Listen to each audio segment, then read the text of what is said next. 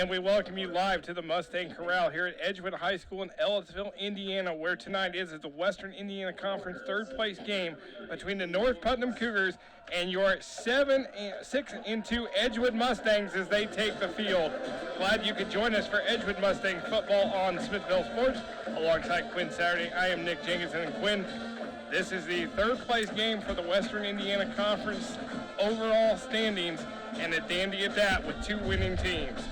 Yeah, it's going to be an excellent job. Both teams only lost just one game against the teams who will be facing in the first place game of the WIC crossover. So both these teams are teams who contended for this conference championship. And even though they both fell short, they have a chance tonight to cap off the regular season in fashion here in what is, for the foreseeable future, the last crossover classic here in the WIC. Yeah, 5 years of the crossover, because you had 12 teams, with Cascade leaving the conference this year. It left 11 teams, and we will get into all of that here in a little bit.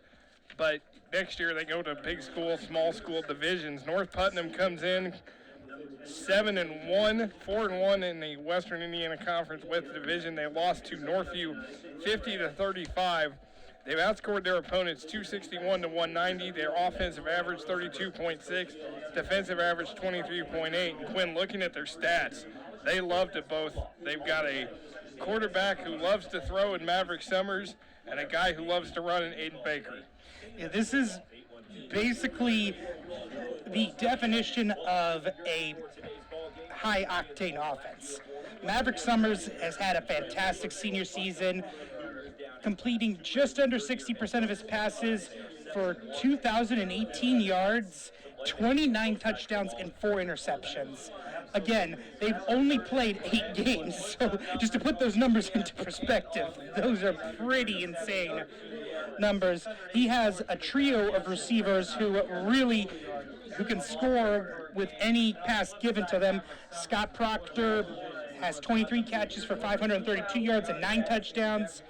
Caleb Lawrence has 42 catches for 635 yards and 7 touchdowns. And Lucius Alexander, 36 catches for 578 yards and 8 touchdowns. And the one thing I noticed, Quinn, they all had over 100 yards receiving and touchdowns against West Vigo.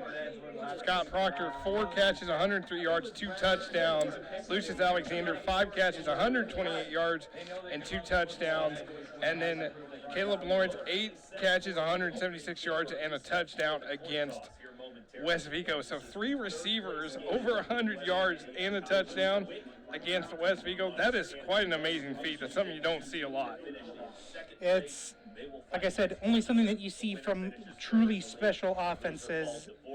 And for this team, it's going to be a very tough matchup against a defense that is really good against the pass in the Edgewood Mustangs. Looking at the Edgewood Mustangs, 6-2, as you mentioned, Indian Creek 56-20 on the road. Lost to Bloomington South last week, 40-6. Outscored their opponents 213 to 187. 26.6 offensive average, 23.4 defensive average. I mean, you look at this, and really these two teams are pretty evenly matched. Yeah, we just talking a bunch about how special Maverick Summers has been for North Putnam. This has been a magical senior season for Skylar Curtis as well, as he has really taken over as the leader of this team. 82 of 124 for 839 and 8 touchdowns. He's also been a huge part of the running game. 100 carries for 734 yards and 11 touchdowns. So yes, he is both the leading passer and the leading rusher on this team. And he's got 22 career touchdown passes, 5th in school history. He's 3rd in school history in passing yards with 2,520, 2nd in pass completions with 222.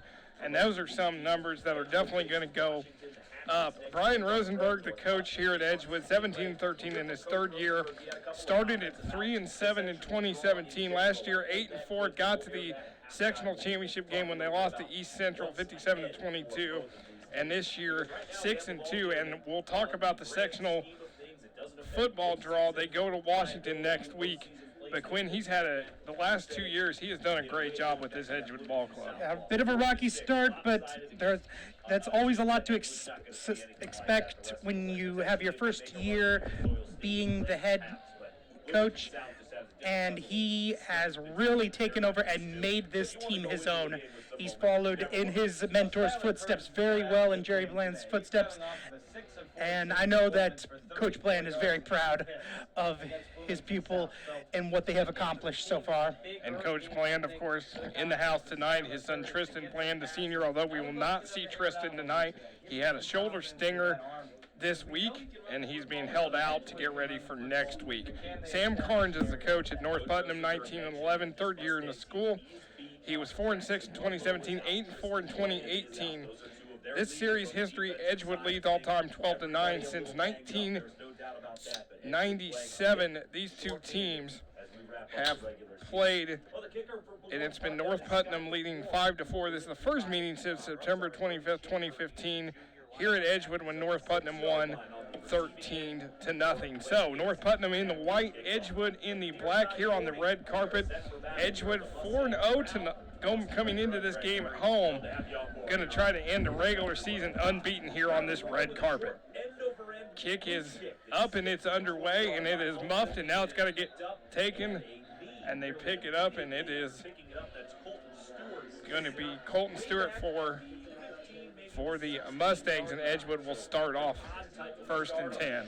Yeah, it was a bit of a, didn't really get control of it. It's kind of just called dead. But to be honest, for where it's placed, it's not a bad, like obviously you'd prefer to be at like the 30 or the 35, but you're starting at the 15, not the worst kind of possession. And they're going to start 1st and 10 at their own 16-yard line. Key to this game right now, that I didn't mention in the pregame, is going to be the time of possession. If they can keep North Putnam's offense off of the field, and that's going to mean that their run game is going to have to do a lot of carrying. So it's going to be Skylar Curtis in the shotgun, 4 receivers. And he's going to roll out, and he's going to throw it downfield, and he's just going to fly it, throw it out of bounds. Smart move to just go ahead and take it and just get rid of it. We mentioned in the first game of the season when Curtis was trying to do a little too much and ended up fumbling the ball. He has done a lot better since then in terms of protecting the ball, throwing it away if there's nothing there, live to go ahead and have another down. 2nd and 10 after 16. It's going to be their same setup, 4 receivers. As Curtis in the shotgun. This time it is a handoff, and it is Levi Bay gets past the 20-yard line. Levi Bay comes into this game 48 carries, 169 yards. He's done an excellent job. He has come along quite a bit as the season has moved along. Is the 3rd leading rusher on the team with the 48 carries for 169 yards. Gain of 6 for Bay. Set 3rd and 4 at the 22. Yeah, behind Schaefer and Curtis is Bay in the rushing department. So it's 3rd and 4 for the Mustangs. This is going to be Levi Bay, and he's got a hole. He's got the 1st down, and he's up to the 40-yard line. Just a stretch play off the left tackle, and the linebacker was rushing inwards, and so there was nobody on that edge, and so he was able just to go ahead and just sprint through that hole and get the 1st down. They're going to call a penalty. Oh, looks like there's going to be a penalty, actually. Because the strength of the North Putnam defense. So this will move Edgewood back so they are going to blitz, and those 5 yards. Coming around the outside was Gunnar Burris from his linebacker spot, and he over-pursued because of the draw play. So watch that as this game goes on. So they're going to mark this at the 16, so it's going to be a 5-yard penalty, so back to where they started with a 3rd and 10. It was right at the 1st down yard to gain, so ultimately it's a 6-yard penalty back to the initial line of scrimmage, right at the 16-yard line near the left side seat. They're going to technically say a 6-yard penalty at the 16. Curtis going to drop back, and he's going to fire it open for Wickens, and it's incomplete. Basically tried to improvise, trying to get his wide receivers open, but Wickens just hadn't finished his route in time by the time that Curtis had to release it. And so what was looking like a pretty nice start to the drive is going to end up being a 3 and out. Not on the line. He was lined up So as a Edgewood linebacker, will have to dropped punt back, on covered. 4th and 10. 245 pounder was back guarding one of the running backs. And North Putnam's So into punt is Drew Derrick Davis. running back will be, looks like it's Lucius Alexander, the 6 foot, 175 pound senior. Well, now a flag comes And it's out. going to be a flag. Cougar jumped off sides. Wonder now if he was provoked. This will be 5 yards in either direction. We'll await the official call. Officials discussing. A 3 and out, barring first down penalty yardage, which will not be currently for Edgewood. An inopportune As- start offensively. And that will They're going to get North Putnam on the offsides. approach them on the far side of the line. So still 4th down and 5. So it- Might cause Edgewood to maybe tighten up in terms of the blocking, because usually an angsty punt return team means that they're coming. They're going for the blitz. So here it is, Derek Davis, and it almost blocked, and then they're not going to call the flag, and it's going to go out about the 48-yard line. And as I was just saying, an angsty punt return team, it usually means they're coming. And they went right after him, able to just barely get it off. But unfortunately for Edgewood, and good news for the Cougars, the North Putnam Cougars, they are now starting. Their first time with the ball will be in Mustang territory. At the Edgewood 46, Maverick Summers will operate this offense. 6'1", 160-pound senior. This time it is a handoff. Yeah, that was a really high snap that Summers was just able to corral, and basically, I don't know if it was a design run, but immediately he was like, here, you have it. Tried to make a bit of that bad snap. And that's Aiden Baker, the workhorse for North Putnam, 5'8", 185-pound senior. And he does a great job for the Cougars. He basically carries a load running the ball. He's also had a couple of key catches out of the backfield as well. 8 catches for 155 yards. That's a high reception average for a running back. As here he breaks one right here. Aiden Baker gets past the first down marker down to the 30-yard line. That's what makes a truly high octane offense. You see some of these teams, you're able just to spread it out, but when you have a workhorse running back like Baker, that's when you truly give defensive coordinators nightmares. He gets a 13-yard gain so far, 2 carries for 16 yards. 1st and 10 at the Edgewood 30. And it's going right back to Aiden Baker, and this time he is stuffed at the 29. Right side of that line was able to get enough push at the line of scrimmage and just take him down immediately. So a loss of 1, 2nd down and 11 for the Cougars. Land in that linebacker position today for Edgewood. So Daniel Wilson, the next So best far, option at linebacker. 3 carries for Aiden Baker for 15 yards. Teammates to fill that void. 2nd and 11. Summers yet to throw. In the shotgun. This time he's going to throw it, and it is caught at the 24. Lucius Alexander with the catch. Alexander, Up to the 25-yard line. as I said, 36 catches for 578 yards and 8 touchdowns on the season. 600 yards with 8 touchdowns. He's been an excellent having an excellent senior season, and continues to make plays. Lawrence is the wide receiver. He's alone here on So the it's near going to side. be a 3rd and 5, gain of 6 on that completion. Summers shotgun, 2 in the back, 2 wide receivers. He's going to throw a quick slant, complete, and that is to Caleb Lawrence, number 30. Just a quick slant route.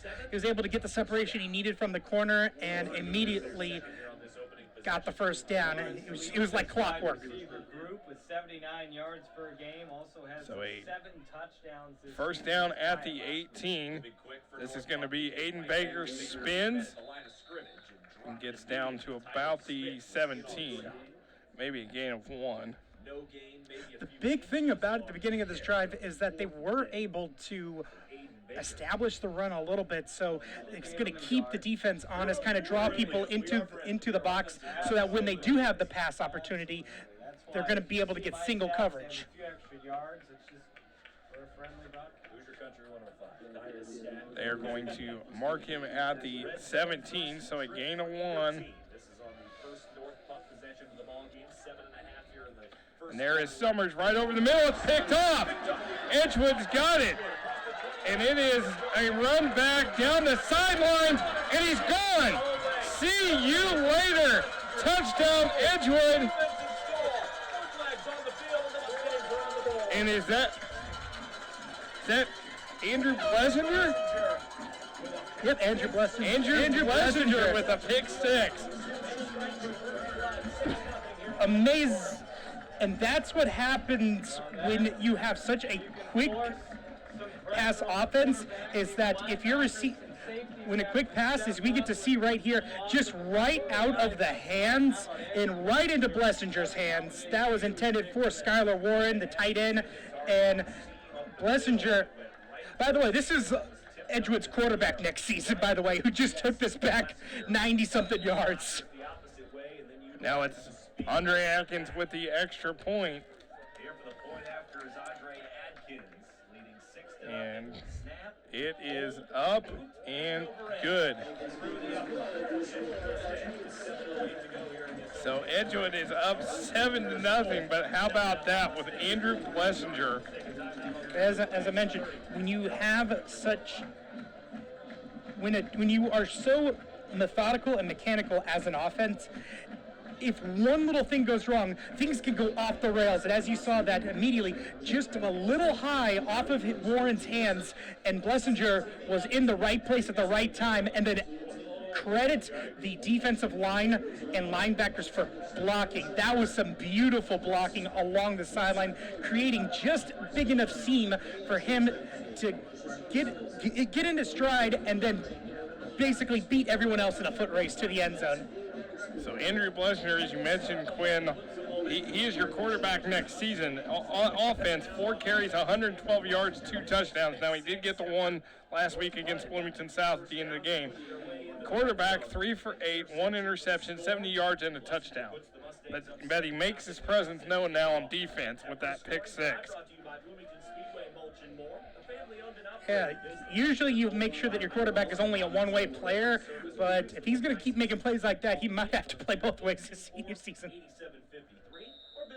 So Edgewood on the board, 7-0. North Putnam will get the ball back as Andre Atkins will kick this away. And it looks like Caleb Lawrence is going to take this at the 15, and he's going to get taken down at the 15. Well, this Edgewood defense and versus this North Putnam offense is definitely the key to this game. And Edgewood was struggling a little bit, but was able to catch a break right here. We'll see if they're able to carry this momentum and shut down this offense a lot quicker this time. Ball is going to be at the 17 of North Putnam. Maverick Summers so far 2 for 3 passing, 13 yards and 1 interception.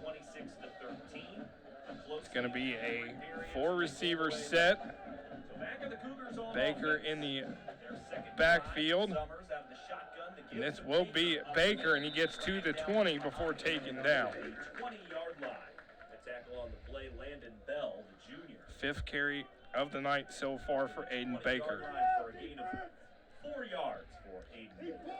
5 carries for 20 yards for Baker. It's going to be And only the 5th interception for Summers, so a rare mistake. And like I said, that wasn't his fault. So I think that they're just, again, trying to keep the Edgewood defense honest with the run right here. Here's Summers dropping back, going to fire it over. It's picked off again. Edgewood picks it off again. And that is, I want to say, Derek Davis with the interception. That one was his fault. He just didn't see him right there, and he threw it a little bit off target, a little bit outside of his receiver, and right to him. amazing job by the Edgewood defense, and right now, the Edgewood defense really, Summers, who has been very methodical and excellent this season, he's going to have to deal with a little bit of, commotion now, because he's now had two back-to-back interceptions, and here comes the Edgewood offense. Here is Skylar Curtis. He's going to take it. He's going to just get a yard or two. First time Skylar Curtis has run the ball tonight. Brian Rosenberg mentioned no Jackson Ludlow, no Tristan Bland. It looks like As we here get to say this again, just a bad pass. He was really covered. Needed to throw to his outside instead of to his inside, and right there it was just a jump ball, and Davis was able to come away with it. Looks like he just took it away from the North Putnam receiver. 2nd and 10 at the 16. No gain for Skylar Curtis. And now a flag flies. A flag immediately comes out from the far side of the field. Officials and you wonder now, Austin, if there's too many discussing. Nope, somebody lined And up. it is a neutral zone infraction on North Putnam. So the second penalty on the Cougars. They're going to move them 5 yards up. 2nd and 5 now at the 11. Along that right side hash with Levi Bay, 3 receivers on the far side. Parker Harrington is alone. One receiver in motion. Curtis drops going to the end zone, and flag comes out. it looks like another flag, as that was a pass intended, Looking for 40A and a crossing route. and that was intended for 40A. Being grabbed Quentin almost 40A, the who's entire got time 12 he was cutting across. receptions, 117 yards on the year. It's a hold against the defense. It's going to be a hold on North Putnam. That's going to move them another 4 Back-to-back yards. penalties for North Putnam. You're already starting to see the wheels start to come off a little bit. They're going to need to really recoup. They need to dig in deep right here and force a field goal at best right now, because Well, you think things are going fantastic way to start this really football downhill game. fast. After a 3 and out on your first offense, First and goal for the Mustangs. Well, first and gonna goal, be- they line up from the 5-yard gonna be line, at the small 5. outside hash. Out of the shotgun, Brody Schaefer is the running back to the This left. is going to be a Takes the give move to the off outside tackle. outside the He's numbers. going to get just a yard or two. That's Brody Schaefer. You'll hear his name quite a bit here in this ball game. Starts on both sides. So a 19-yard carry early in the game. That was brought back due to penalties. So run for Schaefer. first give to Brody Schaefer. It'll be a 2nd and goal at the 5. Edgewood hasn't been able to move it much on the offensive side. They've got the pick 6 and the pick Yeah, 6 this has inside been- the red zone, as you said. And this right now for the Edgewood offense, they need to be fliply. The Edgewood offense really needs this score right here, because the defense has been carrying right now. They need to get some offensive confidence. Running backs each side, both Bay and Schaefer. Bay So on it's the a left, Schaefer 2nd right. and 5, approaching 4.5 to go. Down give and a pitch Here's the off pitch. outside Schaefer. Tries to Schaefer cut and inside. North Putt's going to stop him This direction goes in the wrong direction. in the He's dropped behind the line of scrimmage. the loss of And not much going there. on that pitch play running left. He started off the right side. They faked the give to Bay running in and had Schaefer coming behind him. That is a Quick pitch. Didn't fool this loss of 4 North for defense. Schaefer. Now we have a injury timeout on the That's field. going to be a It 3rd looks like and they stayed disciplined, but in all honesty, I think if he gave the ball to Bay, it's a touchdown. I don't think anyone was expecting Bay to get the football. so a 3rd and 10 at their own 9. There is an injury on the field. Correctly, but you It's a think North when he's Putnam covered player. Like that, everyone stayed disciplined. They covered their man. But I think if he gives that ball to Bay, It's good to see the young man, no doubt touchdown. Skylar Warren, for North Putnam, number 9, 6'1", 210-pound senior, comes off the field for the Cougars. Just an incredible number at any level. So lots of 4 for Schaefer, 3rd and 10 at the 9. Walking on runners is open. Or 3rd and goal at the 9. North Putt's sake, you hope that's not serious. Now you're facing a 3rd down and goal from 9. So Edgewood trying to convert after the second Maverick Summers interception. Brody Schaefer is the lone running back Curtis, behind him, and a flag there's going to be a flag. just flinched back there. That is going to be penalty on Edgewood. Bit of a sloppy start for both coaches. Can't be pleased with this, but if you're Edgewood, A little bit of nerves here to start this game. backed up another 5 yards, but there's Going to back them up to the 14. That's the second penalty on Edgewood. North Putt already has 3 penalties, so 5 penalties total so far in this first quarter. Edgewood can do something here. Special team-wise, worth noting At the 14-yard line, has made just 1 field goal, and it was from 27 yards out there. Curtis shotgun. Third and goal from the 14. Blitz coming. He gets away. Curtis, he's being chased by 7. He's got to try to throw it, and it's just going to throw it toward the end zone to no one in particular. Smart move. There was nothing there. Didn't want to force it. You're already in field goal position. You got to at least come away with points. There was only one receiver lined up. Now on that Andre far side Atkins is where going to, Skyler ran to. looks like he's going to come on to attempt the field goal. Rolls out to the right, he's looking Atkins for has made anybody. 1 on the Receivers on season, near side needed to start to make their way to the far and that was against end. Mitchell The only option in the first game of the year from 26 yards. Season long for Andre Atkins. It will be from 31 yards. So 31-yard attempt for Andre Atkins So not at either hash mark. as 31 left to go first quarter. Already the up a touchdown. kick is Hold up, is good. The kick and has it gone is to the left. up. And It is good for Andre Atkins, his second field goal of the season. And the Mustangs are up 10-0. Timeout on the field. Edgewood 10. So second field goal of the year for Andre Atkins. Hoosier Country 105. As, again, Edgewood trying to do something they have not done since the start of the crossover, and that is win the crossover game. In 2015, they were in the 7th place game, lost to West Vigo 61-28. In 2016, lost 39-7 in the 9th place game. 2017 lost to Greencastle 42-0, and then last year in the 3rd place game, lost to Greencastle 34-6.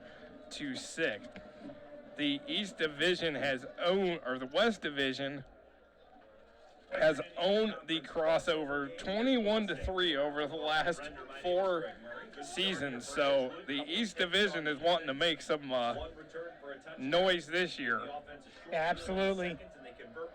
as Indian Creek has actually been in the championship game the last all 4 years, and they have lost all 4 years, so they're going to try to change that tonight against Northview. And here is North Putnam's run, and it's Caleb Lawrence. He's got to midfield before he is stopped near midfield by number 16, Andre Atkins.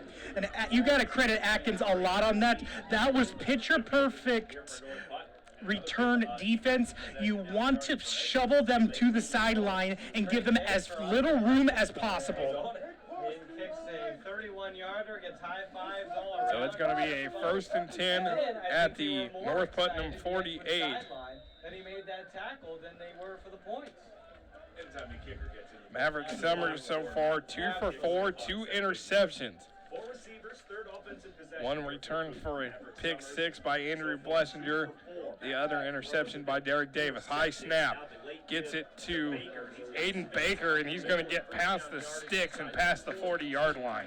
And Baker's going to be really huge here because they need to keep some kind of offensive balance.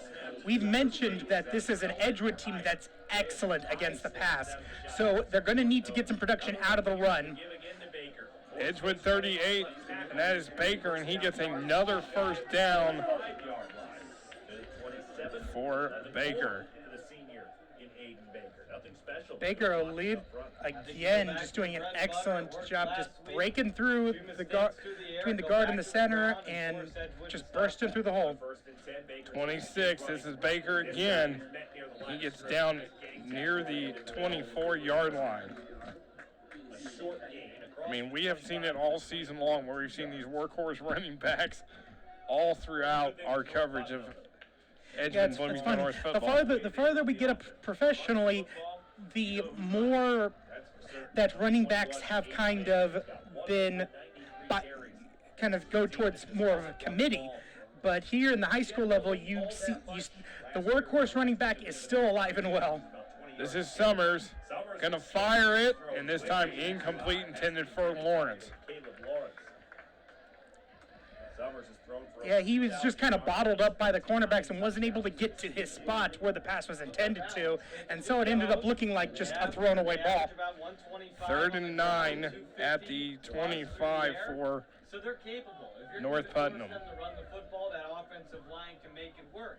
If you're gonna Summers force over them to 2,000 yards football for the passing this most part, season. Maverick Summers has made good decisions. Three receivers with over 500 plus yards receiving. 3rd down and 9 from the Edgewood 25-yard Summers line. Snap gonna fire, gonna throw, going to the end zone. It is lofted up and it's caught. and it's caught. Terrific But- catch by Colton. There was some pushing and shoving there by the goal line, but an amazing catch by Colton Clifford, I believe. Colton Clifford for 5'7", 150-pound junior for North Putnam. One Coach Rosenberg very upset. This time at the goal line. First and goal It's going to be now. Aiden Baker, and the ball's loose, and they're going to say, Wow. Edgewood has it. Unbelievable. 3 turnovers for North Putnam. They were so focused on trying to catch Edgewood off guard that they weren't set themselves. Football. Wherever the football is, you will find Derek Davis nearby. Amazing, and Derek Davis with the fumble recovery. That's it. Backed up back at their own 3-yard line. The good news for North Putnam is that the Edgewood offense hasn't done much, so you got them in really deep position, but you can't just keep giving the ball away. Mustangs up 10-0, and they have the football. So it's going to be a 1st and 10 at their own 1-yard line. Unbelievable. 3 turnovers for North Putnam so far. 2 interceptions and a fumble. Curtis in the shotgun in his own end zone. To the field there. He lines up in his own end zone. They stack the box and, well, bring pressure. And it's going to be Skylar Curtis. He's going to get out of it and get near the 10-yard line. For a gain of 7 yards. Excellent job. As here we go, we see that trying to give it to Baker, and it just falls out of his hand. He was not ready for it. On the ground this season, nearly 700 yards. And the Edgewood defense able to jump on it immediately. Football is sub 1,000. It's going to be a gain of 7 for Play action and Curtis misdirection and get his legs moving. It just adds an extra wrinkle. as they're going to put it at the 10-yard line. That was a great read between him and his running back. He kept it, had a huge hole because there were guys in the So back what that a could eat up run the running for Wiggins and Skylar 38, Curtis. 2 receivers here on the left. The give goes right up the It's middle gonna be on a 2nd and medium. a First down run. yardage out to the 14, 2nd down and 3. That is Bay. Levi Bay with the carry. Levi Bay, his 3rd carry, well, 2nd carry of the night. One was called back for a penalty. It's a big possession. So a good job for Levi Bay, and he gets the 1st down for the Mustangs. Them in the game. If you continue to turn the So it'll ball be a over, 4-yard gain, and it's a 1st and 10 at their own 14. Defense has to pick up their offense right now. That's Edgewood's first down, however. Approaching First down of the game. Approaching a minute to go here in quarter number 1. Edgewood defense. First down and 10 from the 14-yard line. This And is Curtis will keep it Skylar again on Curtis. RPO, bust up towards the He gets near the 20-yard line, bring up a 2nd down. And if you're Coach Rosenberg, you want this drive to last a good 5, 6, 7 minutes. You want Seeing where the defensive ends you are, want the North Putnam offense to stew on their 3 turnovers at the moment right now. 4-yard gain for Curtis. And you also want to wear out this defense, who has kept them in the game for the most part. Yeah, you want to keep this team on the field as much as possible. 2nd and 6 at their 18. Curtis, drop back. Looking around, got to fire it, and it's just going to throw it out of bounds. We've seen that several times tonight, where he just has to get rid of it. And just trying to avoid as many mistakes as possible. Just throw it away. But again, this Edgewood offense needs to find something, needs to get going a little bit, because North Putnam isn't going to turn the ball over on every possession. No, they've had 3 already, and that's definitely something that Coach Carnes will tell his team is ball control. Out of the shotgun on a third down. Third down for Curtis, gonna run. He's gonna get past the sticks, and he's gonna get to the 40 before pushed out of bounds around the 45-yard line. That's what Curtis does best right there. Able to just take off, slingshot it out of the backfield, and able to get a huge gain and gets them near midfield. He's going to get to the 44, 26-yard pickup for Skylar Curtis with just 1 second on the clock here in the first quarter. This next play from scrimmage will be the final play. Skylar Curtis coming into tonight as he has done a great job, 734 yards rushing. As he's going to be in the shotgun. This will be the final play of the first quarter. Curtis just going to take off, and he's going to get past the 45, and that will do it as Edgewood in control so far, 10-0 here after 1 quarter on Smithville Sports. Smithville Media has produced stunning and engaging features and documentaries for over a decade.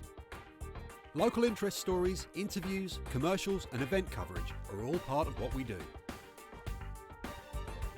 Let us showcase your business or create a commercial for your promotions.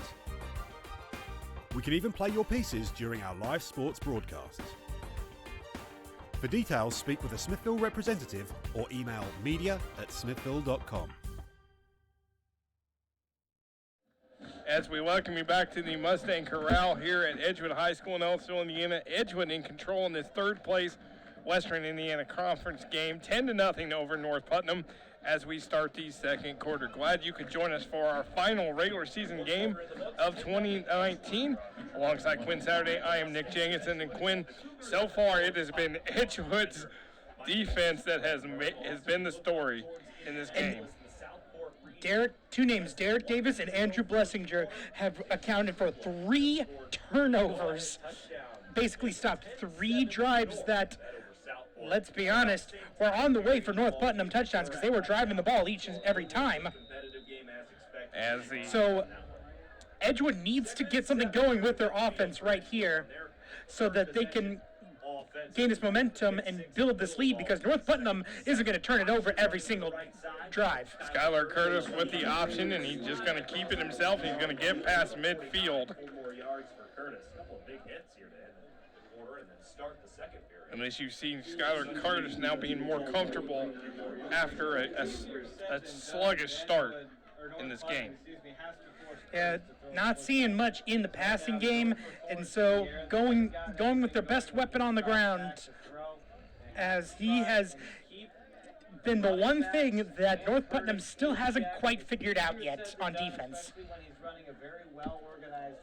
4-yard pickup for Curtis. In this drive, he's had 5 carries so far. Edgewood in North Putnam territory. Pressure. Curtis just has to throw it away, incomplete. That play was all to Skylar Warren.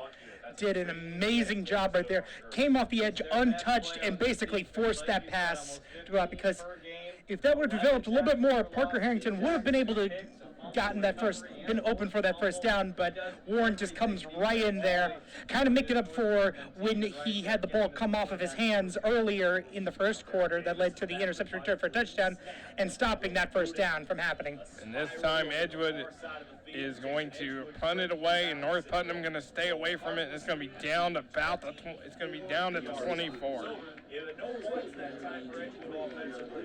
So North Putnam got a huge defensive stop there to keep Edgewood. Again, Edgewood's offense is, as you mentioned, struggling. And that's the thing that you basically got to tell yourself if you are Maverick Summers, is that the good news is we're only down 10-0. This could be a lot worse than it is right now.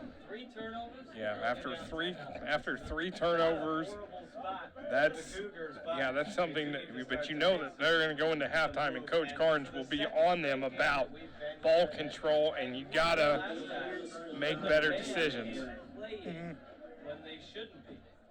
And they can't hear the PA guy telling them to stop. But Mavericks, So we have to stop. Yeah, this creates for some awkward tension to put it in. and it looks like there's a delay in the, Well, some shrugging of shoulders and I think finger pointing, I'm sure. they're telling the Edgewood drum line to kind of cut it down the music as they're just practicing and being distracting. Frustration from their side. They're trying to get ready. There's a reason why they call it mid-season form and not end-of-season form. Yeah, the last game. So loud that no one can really get to them unless you run over them. 24-yard line is now we're set from out. And 54 So now we're back to action as the Edgewood drum line is going to move. And this is going to be another high snap to Summers. And Aiden Baker stopped behind the line of scrimmage. 19-yard line with a loss of 5 yards. Yeah, that is at least the fourth high snap A couple of nice runs. If you look, he had a that has really, and each and every single one of them has really cost North Putnam. bottling up that weapon. They're going to put it at the 19-yard line. Second 14. Summers got to drop back. And this time he goes down in the sack. Same guy. It's Tyler Smith on the sack this time. And Summers is down. They continue to go in the opposite direction. Big sack, and right now the defense, I mean, as I said, they've been able to stop them with opportunistic takeaways, but right now the defense is putting their footprint right now against North Putnam and saying enough is enough. You guys, we can stop you the old-fashioned way. 3rd and 20 at the 14-yard line. Oh, yeah, he is. He's literally smack dab in the So- middle of my depth chart. I wanted His to- Edgewood defense I didn't want to be the one to tell you. Oh, goodness. has been all over, has put their stamp all over this game so far. I've got to read my own writing here. You did. 3rd and 20 at the 14, approaching 9.5 minutes to go before halftime. Another high snap. And now it's a pressure, and it's knocked away, and this time it's out of bounds. Each and every single one of these high snaps has led to a big play for this defense. As I said, this offense is very mechanical, and when things go off the rails, this is a team that needs halftime like really badly. So second sack against Summers. It's going to push them back 5 yards, and now North Putnam's going to have to punt out of their own end zone. He's lined up at the North Punt 40. Here's the punt. This- North Punt. This one is going to taken by Derek Farkas, and he's going to get down to about the 27-yard line. Let's see, we got a couple sacks, a fumble recovery, 2 interceptions, and a return for a touchdown. I hope you started the Edgewood defense in your high school fantasy league. No turnover, but not a great possession. If you didn't, you're in trouble because Edgewood's defense coming to life tonight. The football is just 4 yards in front of where North Putnam's. I thought that would be something if you ever had high school fantasy. No, that would never be allowed. Never would be allowed. There is college fantasy football. It's not a great sequence so far. That's because, well, I'm not going to get into No, that. we don't need to cause Yeah. any. Yeah, we just keep it. Let's just keep it that there is college fantasy football. 1st and 10 at the 28 for the Mustangs. Curtis out of the shotgun with 4. It's going to be Curtis. He's going to take off, and this time he's just going to get stuffed right at the 30-yard line. There is a flag. Threw it right at the tackle. Interesting. May have been a late, yeah. Because that was blown dead immediately and looked like Spot from the 30. maybe a late, oh, it's going to be a face mask. Interesting. I imagine the 15-yard line. Another penalty. Wow, that's, Costly among those penalties. I count that as 4. this is a, man, if this is a 15-yarder, that's going to put him back in the red zone. I don't know where they're. Well, they're going to. No, it's going to be a 5. It looks like it's going to be the 5-yard variety, so. Hey, worth noting for the They're going to put him at the conference title. 25. View leads Indian Creek 14-6. That's early on in the second quarter. Northview, the only team to beat this North Curtis. club in the regular season. It's going to be a handoff. It is up the middle to the near the 20. Dive out of the shotgun. He's up second down And that's Schaefer. Schaefer got the carry there, and now here comes Bay. Now Levi Bay is going to come in for Edgewood. Gain of what, 6? And Schaefer will go out. And Schaefer is now 3 carries for no net yards. Hey, he's back out of the hole. The running game has Got- mainly been through Gonna be Skylar a- Curtis so far. At the 21, gain of 4 for Schaefer. Or North Putt, excuse me. They have to try and stop. And for the Edgewood, run. you need to score right here. Coming down in a long 3. This is going to be Skylar Curtis. He's got a hole up the middle. He will be untouched. Touchdown, Edgewood. Ask and you shall receive, I guess. He heard you loud and clear, Quinn, as Skylar Curtis goes into the end zone untouched for his 12th rushing touchdown of the You season. see it so many times when a pocket is created and there's nobody up the middle. This is right now. That is wide open space. North Putt and Edgewood. I'm almost surprised that Skylar Curtis was able to immediately see that and he wasn't dazed at the fact that there was just so much wide open space in front of him. And they made themselves better. Andre Atkins. He won't be more wide open in a 40-yard dash. Let's just say that. Andre Atkins' kick is good, and with 8:16 to go before the half, Edgewood's up 17-0. But how about that run by Skylar Curtis? I mean, he saw that hole, and it was untouched. Basically, you had your receivers stretched to the outside. Your linebackers were basically either helping off on the receivers or were blitzing in and just created this huge pocket that cracked in half, and then all of a sudden there's nothing there. You see it so many times and that's what's so important about a mobile quarterback is when that pocket is created and there's nobody in front of you, that you're able to take off immediately like that. And Curtis, if you're going to give that to him, he's going to take it. Yeah, Skylar Curtis, what a great season. You know, he is coming into tonight, as you said, 734 yards of rushing, 839 yards passing. He's with a couple more games, he could go over 1,000 rushing. So Skylar Curtis, it is 17-0. Edgewood trying to, of course, erase the curse of the crossover, 0-4 in crossovers, and they want to go out on a winning note and protect their house here with an undefeated home record in 2019. Caleb Lawrence is going to go straight up the middle, and he's going to get out to the 35-yard line. It is one thing that North Putnam has done well tonight is their special teams. They've done a good job of getting field position. Good field position. They're going to place the ball at the 35. First and 10. Motivated and ready for this game because they look like they're playing for a championship. Fifth drive offensively. This will be, there's going to be a flag. Edgewood jumped. Looks like Edgewood jumped. That will move North Putnam up 5 yards. Already seen a couple of pre-snap penalties against the Cougars. Second and They are in the visiting white first and 5. navy blue caps. And that's going to be against the Edgewood, despite Mustangs. Rosenberg disagreeing with the law, at least against his own. Looks like the third penalty on Edgewood so far in this game. First and 5 at the 40. Summers going to fire it complete and immediately met immediately.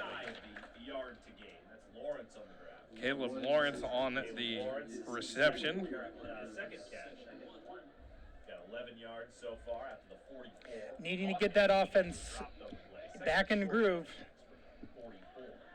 2nd and 1 at the 44 for Lawrence. His second reception of the evening, 11 yards on 2 catches for Lawrence. Going to be Proctor in motion. They're going to give it to him. He's going to try to get around the edge, and a flag flies. And that's going to go, I think that's going to be a holding, so that's going to take him back. Yep. And that is another penalty on North Putnam, so they're going to negate that one and push him back. Yeah, again, mistake after mistake for North Putnam. And you got to wonder, you mentioned Edgewood is coming off a game where they basically got blasted by Bloomington South 40-6. How important that game might actually be for Edgewood. You're in a third place game, you're not playing for a championship, but you are coming back from basically getting humiliated by South, and you have a lot of pride going into this game. And this time it's Aiden Baker, and he's going to get what they lost, and he's going to get the first down past the 45-yard line. Impressive run there from Baker. It seems like at this point for North Putnam, you almost have to just abandon the passing game and just give it to Baker as much as possible. Well, we've talked about it. Edgewood's pass defense has been fantastic this season. This run game might have to help carry. Summers is going to fire it, and it's overthrown. And that was basically Proctor pulling up a little too quickly on that route. If he would have just kept going, he would have had a chance to catch it, but he pulled up and that just went right over his head.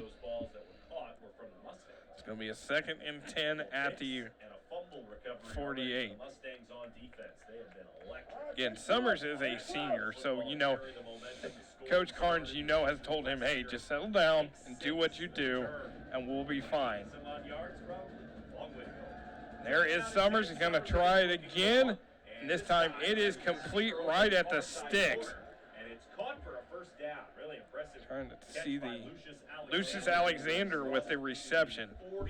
Alexander been the go-to receiver here. That's his 3rd catch on the game now. Yeah, that seems right. Yeah. 11.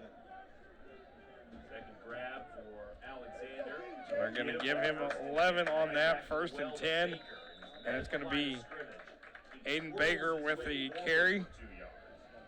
Gain of 2. The opposite side. Going to bring up a 2nd down. 2nd down, 8 comes next. Just over 6.5 minutes to go here at half. Edgewood up 17-0 here in the Wick 3rd place ball game. Summers is showing off his arm strength here. He can throw the football. So 2nd and 8 That last incompletion at the he had a 39. couple guys open and just kind of threw it right in between them. But he's got arm strength, and he will test this Edgewood secondary. As another high snap. 10-7. Ball loose. They're going to say Edgewood has it again, and they do. The 4th turnover for North Putnam. Oh my goodness! And the thing that you'll notice in every single one was a high snap.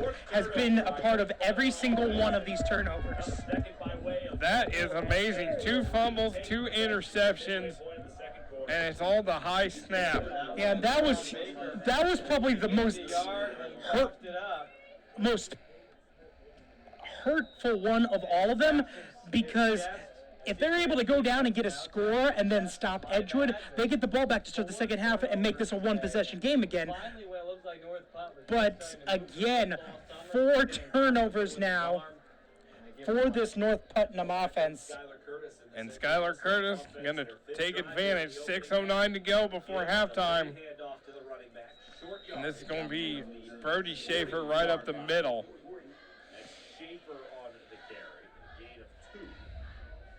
Gain of 2, 2nd down. The easy way to tell which running back it is who's running on So the it field is right after he's tackled. gain of 1. They're going to put him at the 39, 2nd and 9. Where they're literally And it's basically, I'm noticing, it's Schaefer and Bay interchanging. No drop-offs there. Yeah, I mean, that if you have two running backs of equal strength, being able to keep them, just able to trade them in and out, keep them fresh. Levi Bay this time with the carry, going to get outside past the 45 and knocked down about the 47-yard line. So good job by Levi Bay. Bay has definitely come on as the season has gone along. He gains 8 at the 47. And a touchdown. And touchdown. Defense.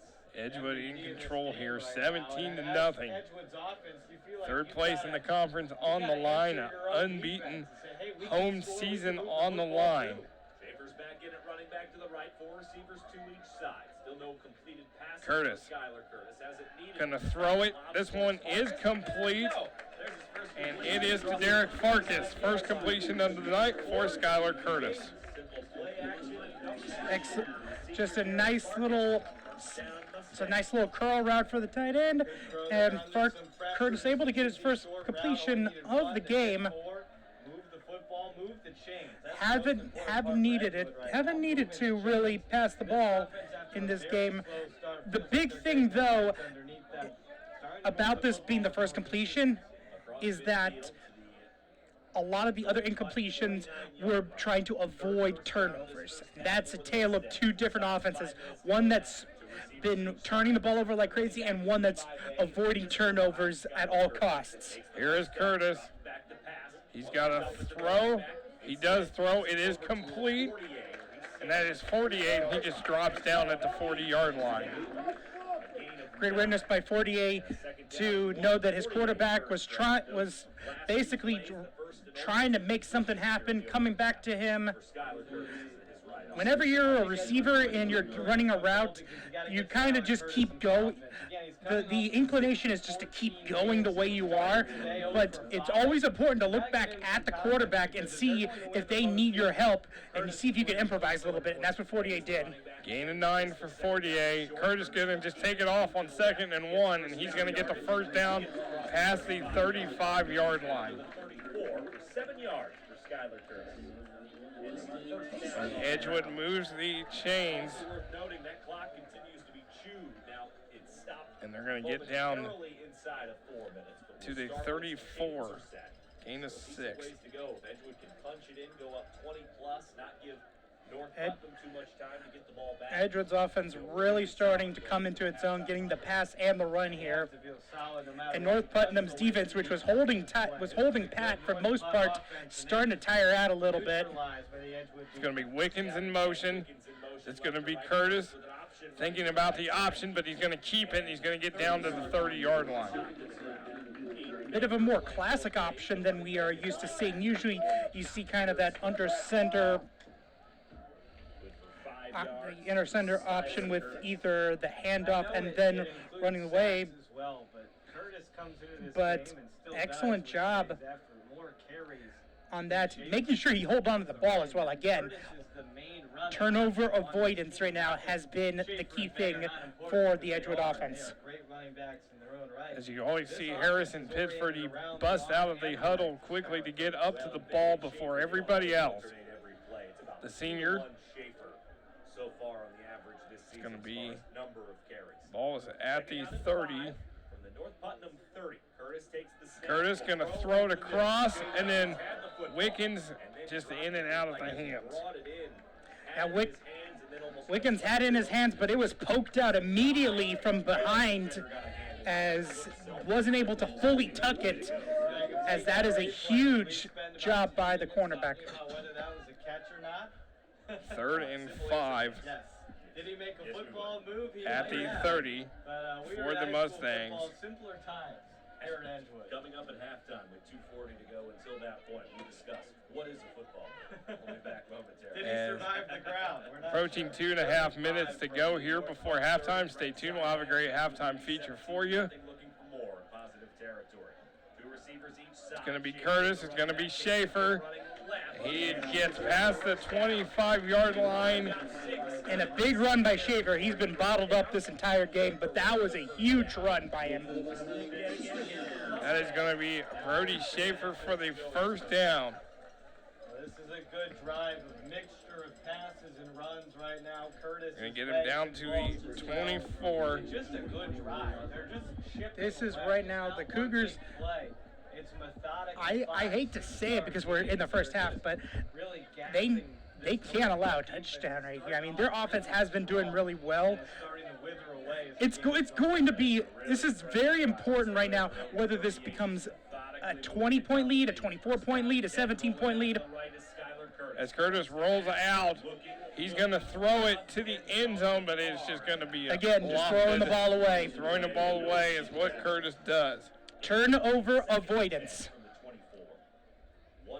When one team has a case of the turnovers, what you want to do on yours is make sure you don't give back those opportunities. So it is a 2nd and 10 at the 24. Yeah, conference championships. That's a better way to put it. Up for grabs. For the Mustangs. With Rick Evans, but to my knowledge and talking to our own Sheila Stephen, I don't believe we couldn't find it. Bloomington North has ever won a regular season conference crown. We'll check in with their ball game against Southwood. Brody Schaefer gets to the 20. 20-yard line, 5 yards on the carry. Brody Schaefer, what a season he's had as he came in. You know, he didn't play any varsity last year, replacing a kid like Levon Bellamy. And he had a really strong start to the season. As the season has gone along, him and Bay have been splitting carries, but right now this has been Schaefer's drive right now. As Edgewood gets down to the 20, it's going to be a North Putnam timeout. As North Putnam has 2 timeouts, Edgewood has all 3 remaining. The state tournament starts next week, Class A sectional 30. Edgewood will travel to Washington. Washington 0-8 coming into the night.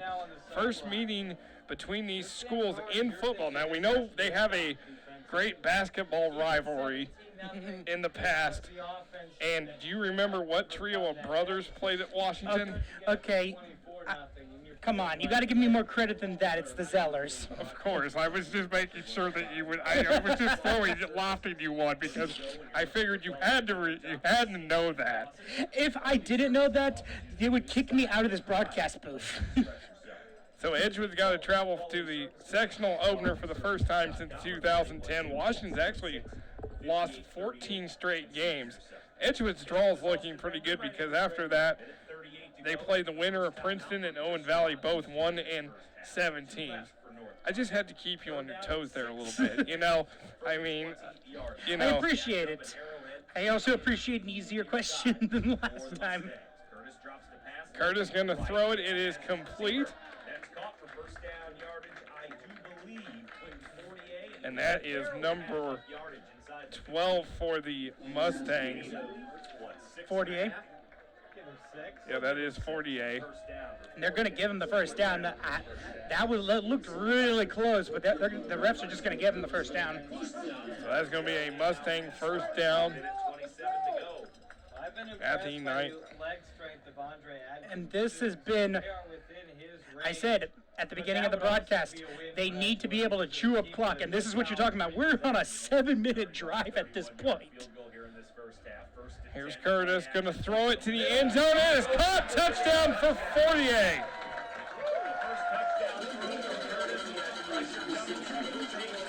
And that's what happened last time they were in this area. They were worried about Curtis, so they're worried about Curtis trying to move his feet. So with the defenders kind of in the box instead of out to the outsides trying to cover the receivers, 48 above get past the defense and just able to throw it over it and just threw it over the defense for the touchdown. Right now, everything is going Edgewood's way. Everything going Edgewood's way as Andre Atkins adds the extra point, and it is now 24-0 Edgewood with 1:06 before halftime. Now, if you're North Putnam, here's the thing. You have a minute left, 2 timeouts, and you get the ball back to start the second half. You need to start scoring touchdowns immediately.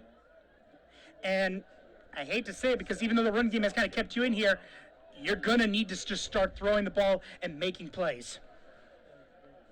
As 1:06 to go here before the half. Edgewood up 24-0. The other side of that sectional draw, Brown County 3-5 will travel to Pike Central. They're 0-8. Sullivan is 5-3. Vincennes Lincoln 4-4. So it's looking like for Edgewood, they could get to that sectional championship. They have not won a sectional since 1990. And then for the other school we covered, Bloomington North, they are going to host Castle, who is 5-3. Bloomington North 6-2. They are at Southport tonight, fighting for that Conference Indiana championship. North is looking for their first sectional win since 2013.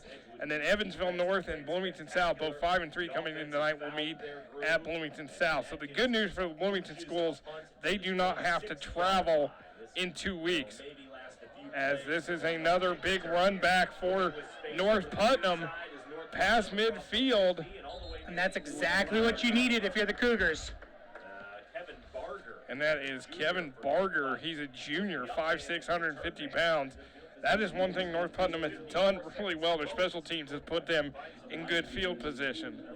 Yeah, the special teams has done an excellent job on giving them nice returns. Might be able to score here before halftime. If that's a bad return, maybe you're back at your own 30. You're not really thinking about it. But 2 timeouts, 54 seconds plus territory. Why not? Summers can sling it too. So here comes Summers. You're going to fire it. It is low, and it is incomplete.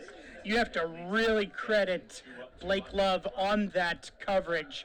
Really didn't give the receiver much of a chance to really turn around and get that ball.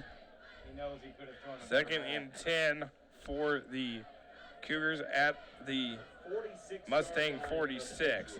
Where this drive started, the 6th drive of this first half. Summers gonna fire it. This one complete to Lawrence, and he spins a couple times before going down about the 36. Gain of 10, and then there comes the timeout. Going to be a timeout. I believe they're going to move the chains. Yeah, they will. So a gain of 10 for Lawrence. At the 36, so a gain of 10 for Caleb Lawrence. Each team looks like North Putnam. 1 left, timeout-wise for North 2 Putnam. timeouts. Edgewood's got all 3 left. 1 timeout. Yeah, 1 timeout left for North Putnam. All 3 left for Edgewood. So as we got a minute here, your thoughts on this sectional draw for Edgewood? Looks very favorable. Absolutely. We knew that this was going to be. Edgewood really showed quite a bit this season. Unfortunately, did have the loss against Indian Creek that kicked him out of the first place game, but that wasn't going to stop the fact that Edgewood is having an amazing season. That undefeated start, and right now it looks like they're being rewarded with a nice draw.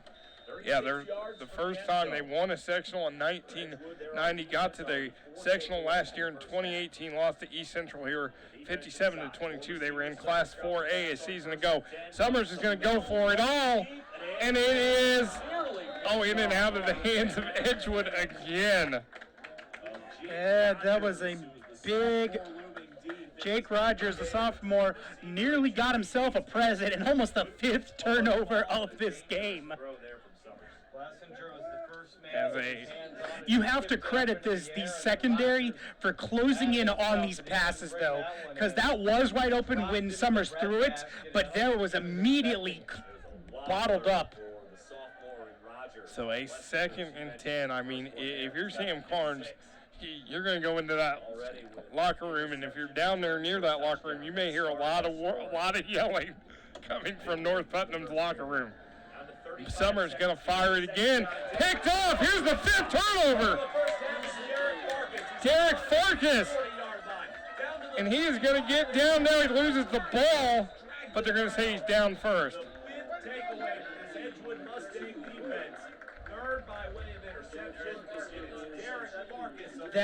I'm speechless. That's all I have to say. That one, basically he didn't see him. He didn't. There's no other explanation, but he didn't see him. 5 turnovers for North, 3 interceptions for Summers. He had 4 interceptions coming into today, and he has 3 here in this first half. That is just that's just amazing to me that he is done something else. As Edgewood just in control of this game, and like you said, play if they come out today. 3 interceptions, 2 fumbles. And the big thing right now is if you're Edgewood, you want to score here and make this an almost impossible thing to come back from. If you're North Putnam, you put your heart and soul into making sure this offense does not score one more time. Because even a prolific offense like that, 31-0 lead would be almost insurmountable. Here we go, Skylar Curtis. Gonna have pressure, gets away, gonna throw it, man, open! Oh, incomplete. And that was for Shane Wickens, and he was just trying to make a major catch to stay in bounds. And did his best to try to do that just a little outside. It was an excellent throw for on the run, but a little bit off the mark. Second and 10 at the 32. No one knew who they were guarding. There was confusion amongst the linebackers. So Curtis with a touchdown pass tonight to Fortier. But the defensive line got some pressure and forced the incompletion. Again, Curtis is by And himself Edgewood's out of the defense shotgun. just showing out. Receivers near side along Curtis. with their half. Curtis with time. Gonna take off. Pressure follows, rolling out to his right. And he's gonna just throw it away again. He throws it away with 6 seconds to go. 6 seconds to go here And I'm wondering here, you send 3 over on one side and 7 deep, see what you can do. at the 32. Yeah, you're in a situation right now. Give it a try. Curtis This can't is get there. basically Hail Mary point right now. That last throw, he was dangerously close. And to Coach the Rosenberg's going to call their first timeout of the half with 6 seconds left. Smart timeout by Rosenberg to go ahead and try to set up a play here. used here in the half. We have 6 seconds to go in quarter number 2. What you can do here with 6 seconds left, it's a little risky, Scoring started but you can try to get it a quick slant out of and get out of bounds 3 and out with a with like 2 seconds left, and then give you a little bit of a shorter field to draw up one more play. for Blessinger on the very Or you basically send everyone to the end zone and throw one up. by Derek Davis. And that is possible here in this Edgewood offensively couldn't muster much from in it. this final 6 seconds To take a 10-0 lead to with Skylar a Curtis. 24-0 lead. Our final regular season broadcast And a 19-yard toss. and our 7th of the season. And so far to note, On the scoreboard. we have had 5 4-0. Broadcast live. wins as at the 4:21 left to go in the half.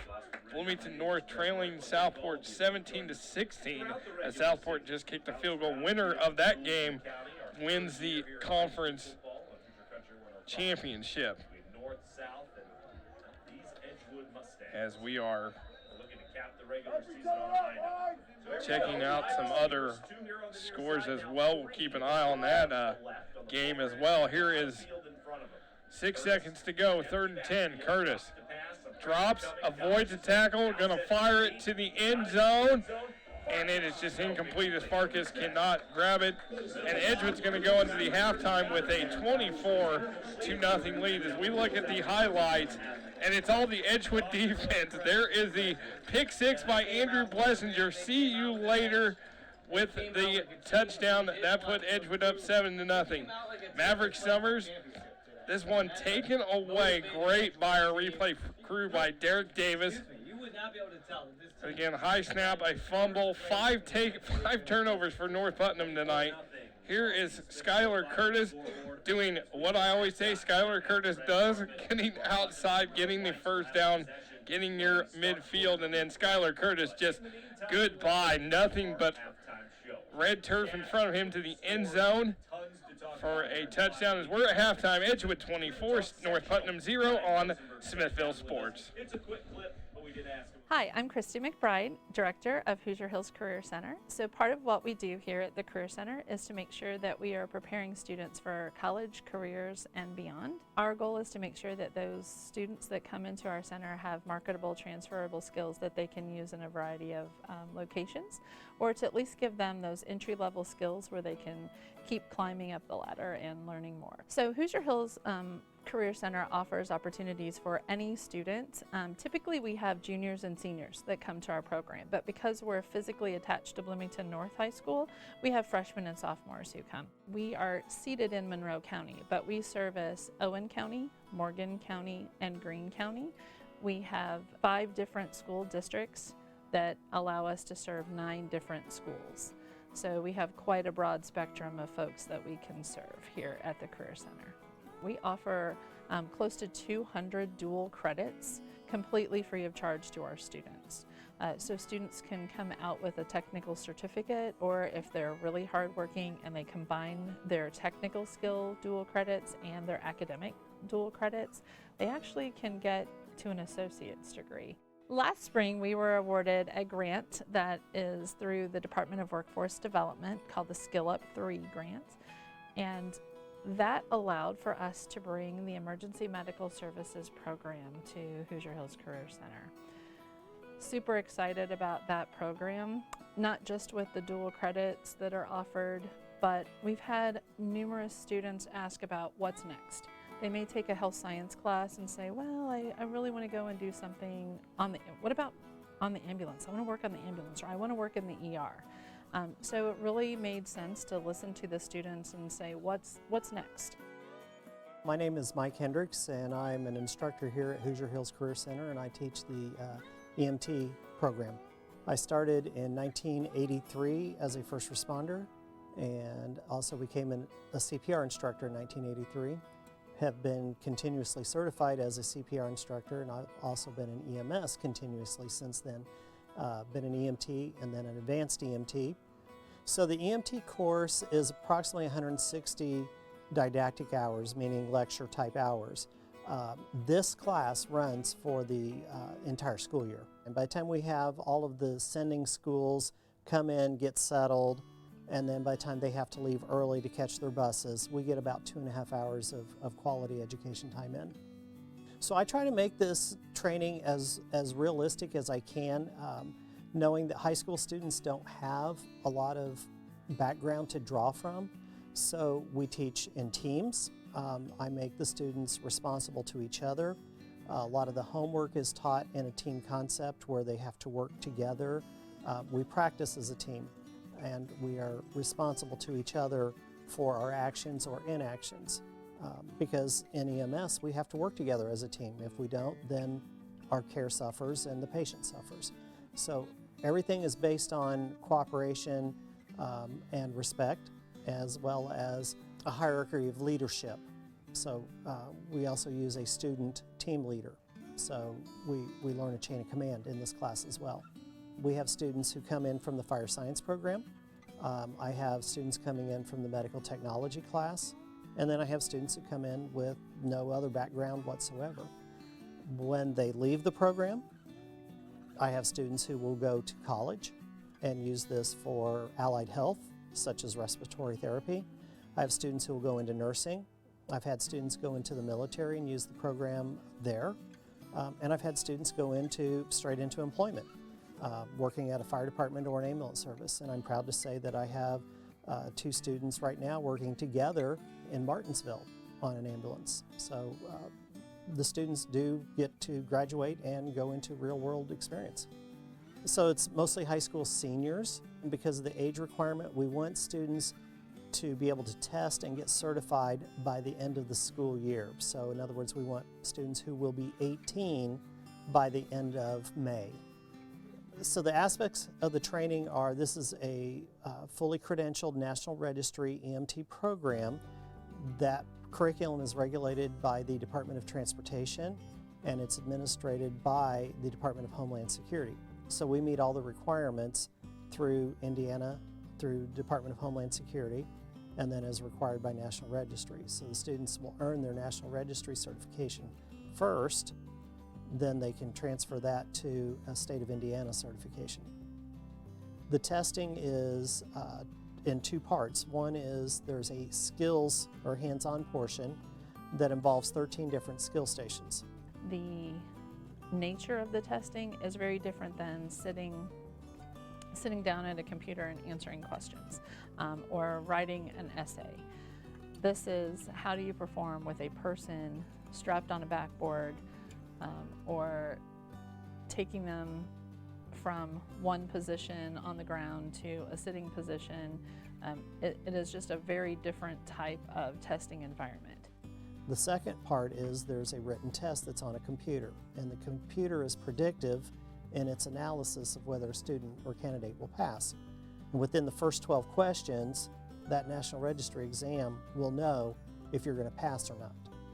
And it can take you from 70 to approximately 120 questions.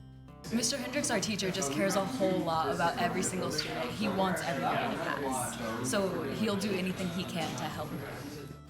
The advantage of taking the training here in a career center setting is the students or the candidates are getting the training now while they're young, and so potential employers such as the fire department are not having to pay for that training.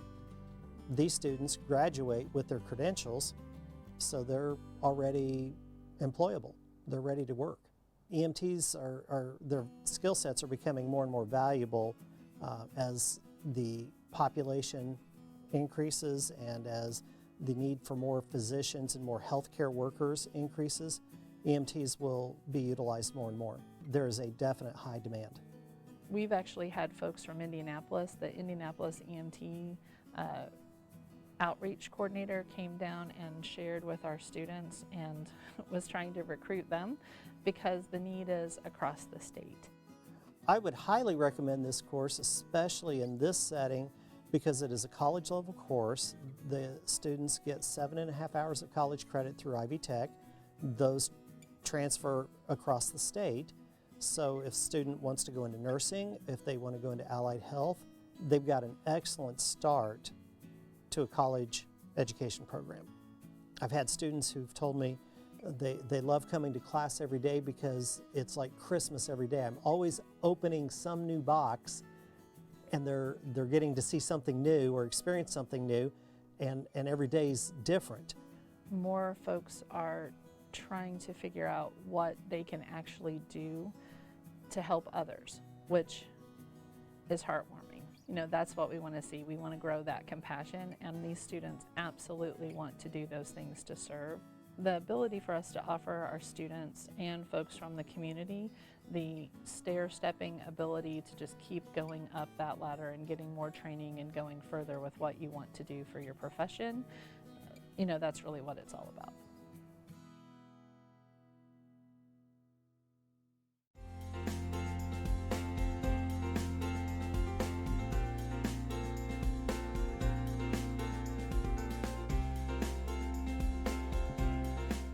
My name is Tony Shantz, one of the owners of Legacy Living of Jasper, here where we offer senior services for folks that are needing independent living, assisted living, and memory care services. It's very unique, particularly for Southern Indiana. What we're bringing is a senior living community that typically you would only see in the big metropolitan areas around Indianapolis, Cincinnati, Louisville. And so what we have here is state-of-the-art independent living townhomes with gorgeous views that also have amenities that keep people independent and can enjoy independent life as long as they possibly can. And then we also offer a continuum of care in our main building where we have independent and assisted living apartments for residents that need more routine services, either on a daily or weekly basis. And then from there, we also offer our third service line is our memory care residences, where folks that have Alzheimer's or dementia or some form of those two diseases, we have specially trained folks that are on our memory care area that facilitate the needs of those people throughout the day. We really pride ourselves being able to serve under the assisted living umbrella and to offer high-end amenities such as a true dining experience that's open from 7 a.m. to 7 p.m. at night, where people can order breakfast anytime throughout the day, a lot like you can at Bob Evans or Cracker Barrel. It really takes senior living to the next level.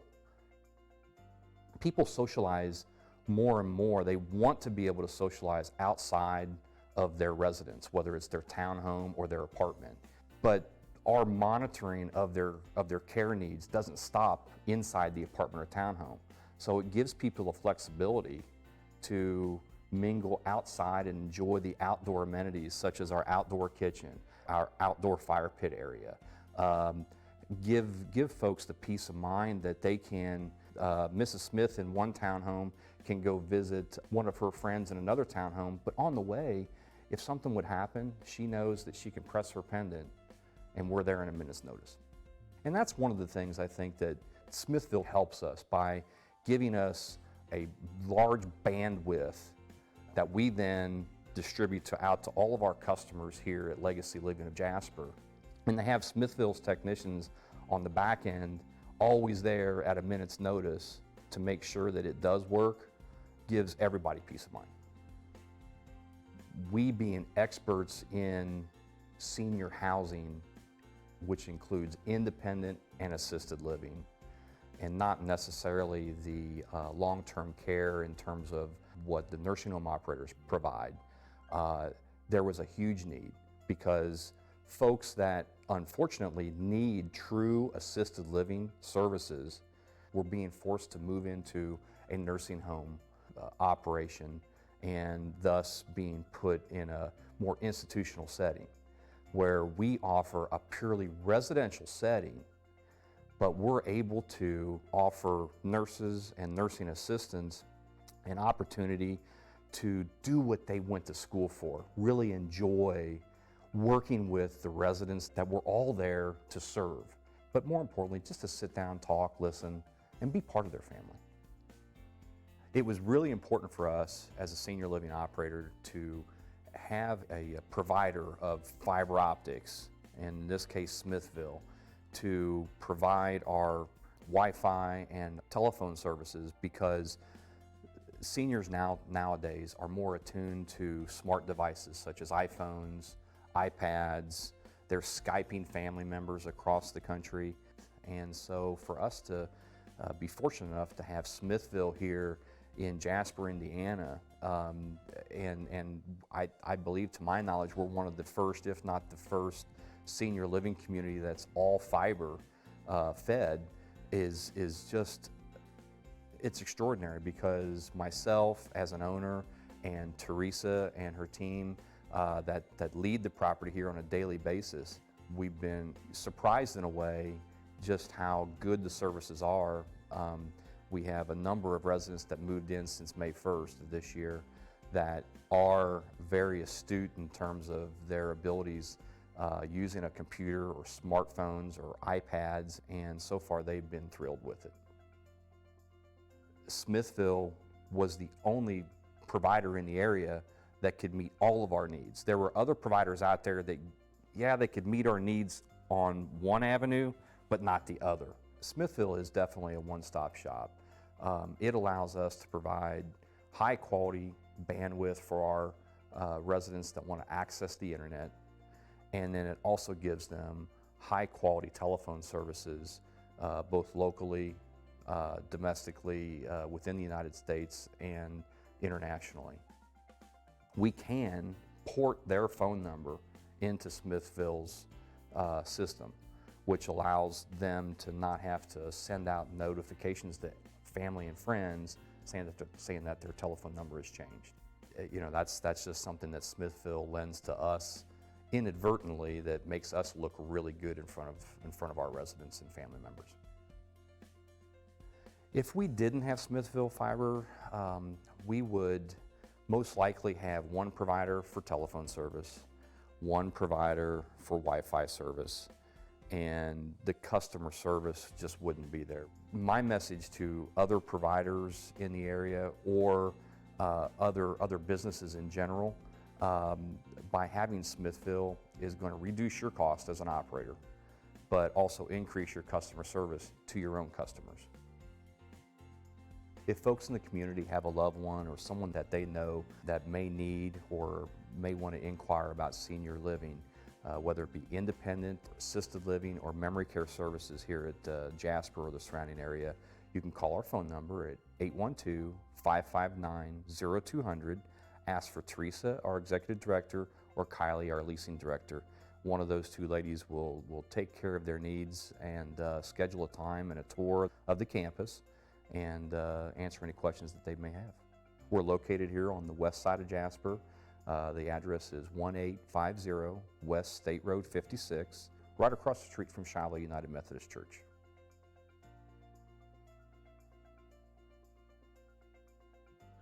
As we welcome you back to the Mustang Corral here at Edgewood High School, Ellisville, Indiana. Second half about to get underway here in this Western Indiana Conference. Third place game, Edgewood in control, 24-0 over North Putnam. As we welcome you to our final football broadcast of 2019 alongside Quinn Saturday. I am Nick Jenkinson. And Quinn, it has been all Edgewood in that first quarter, or first half, 5 turnovers by North Putnam. And North Putnam, I haven't looked at the stats yet, but I'm pretty sure North Putnam did outgain Edgewood in that first half, but they're on the wrong side of the scoreboard as well, down 24-0. 5 turnovers, that's 5 turnovers in that first half.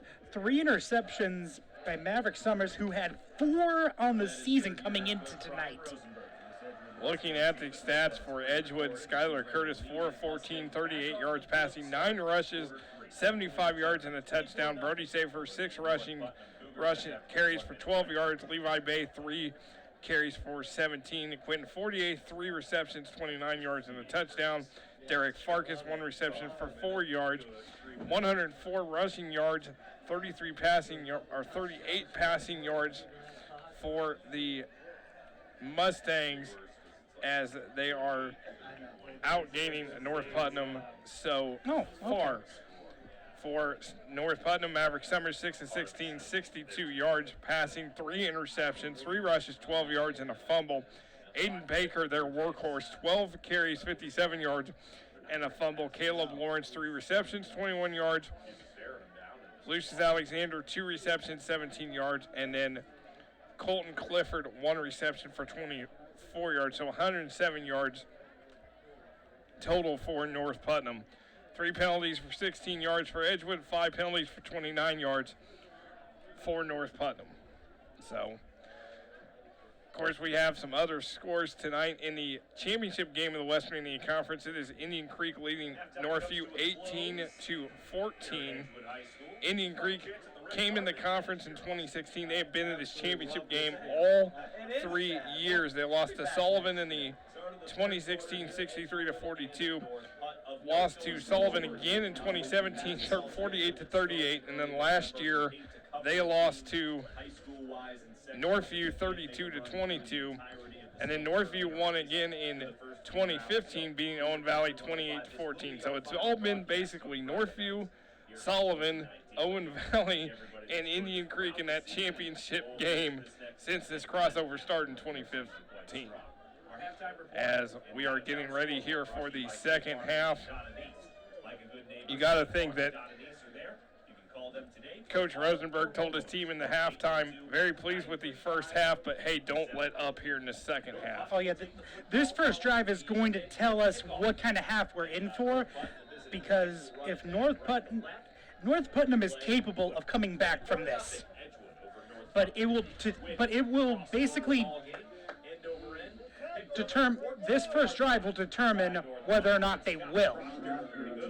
This is Scott Proctor with the carry.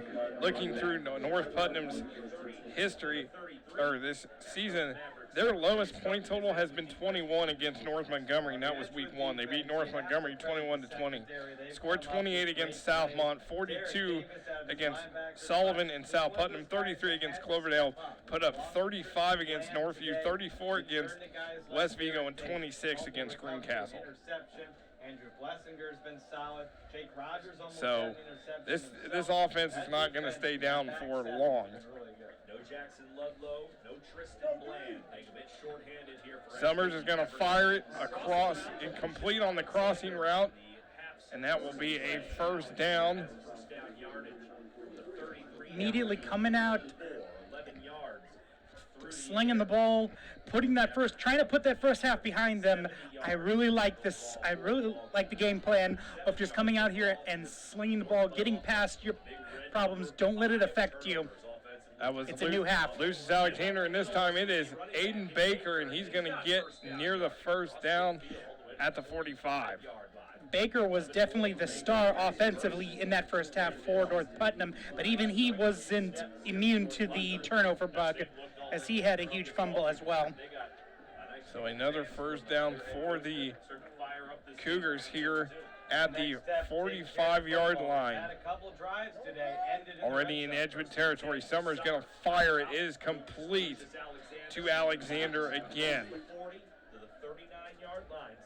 Short of the first down. But Summers showing a lot more control than he did in the first half. As I said, putting that first half behind him and trying to. And that was Baker, and he was stopped in the backfield. Reese Novak, who's been one of the big guys on defense for this Edgewood team all season long. And another big stop there as it's 3rd and 4. I'm pretty sure that this is four down territory right here. No gain for Baker. 3rd and 7, a loss of 3. And here's Summers, gonna go, and it is complete. It is a first down by Lucius Alexander.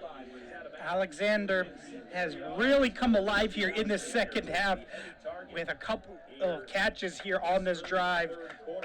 Him and Summers connecting early on here to start the second half. And one of the, the big 3 receivers for North Putnam, Proctor, he's not had a catch yet. He had that one run play where he got met in the backfield. Another high snap. As again, North Putnam. And this is what happened at the beginning of the game, is that they were very. What that does, that one was extreme, but even when they're up at the face, they're usually. What happened in the first half? Its team was methodically cutting through Edgewood's defense, and then that first snap happens, and then the gears start coming off the rails here. We'll see how they respond right here. Summers going to fire it. It is incomplete, double coverage. Yeah, I think that was intentionally overthrown as he realized that that was his intended target and basically just trying to live another down. Yes. It's going to be a 3rd and 14 now for North Putnam. 4 receivers, 3 lined up in order. So now the Mustangs, there's going to be 4 receivers, 3 at the bottom of the screen. Another high snap. Summers going to go across the middle. And that is caught, but it's going to be way short of the first down. And that was Alexander. I'm pretty sure it's 4th down territory from now until the end of the game. I'm pretty sure. That's going to be and North Putnam's going to go for it. You got nothing to lose here at this point. 4th and 7 at the 24. Watch out for Colton Clifford at the bottom of the screen on single coverage. Summers so far 4 for 5 on this drive. Here he goes. Summers going to fire it. It is complete. It is Colton Clifford, but he's going to be short of the first down. And it's going to be Edgewood ball. Great forward progress. Wow. They're going to give him the forward. Able to give him the first down just right at that line. They're going to give him the forward progress, so it is a first down for North Putnam. Yeah. That was the toughest story. That was gutsy. Is another high snap. This time Summers going to keep it. He's got a hole, and he gets inside the 10 near the 5-yard line. He had the touchdown if he ran to the outside. As you see, Summers coming up a little slow. I think he's trying to hold his. Boy, he looks like he came up a bit. It looked like he was grabbing his back, but now he's holding his hips. As you say, Yeah, he can. This is the one thing that cannot happen. They cannot lose him. Ball at the 7, second down and 1. Summers, the senior, final regular season game for him. It's Aiden Baker, and he gets up the middle and scores, but a flat. There's a flag that came right there at the end of that round, as it looks like he ended up with a touchdown. But we'll see if this play stands. So Baker with the. It is going to be a touchdown. The penalty's on Edgewood, so Aiden Baker scores, and North Putnam's on the board with 8:27 to go here in the third quarter. Aiden Baker. And this is the answer we were looking for. We asked, we know North Putnam is capable.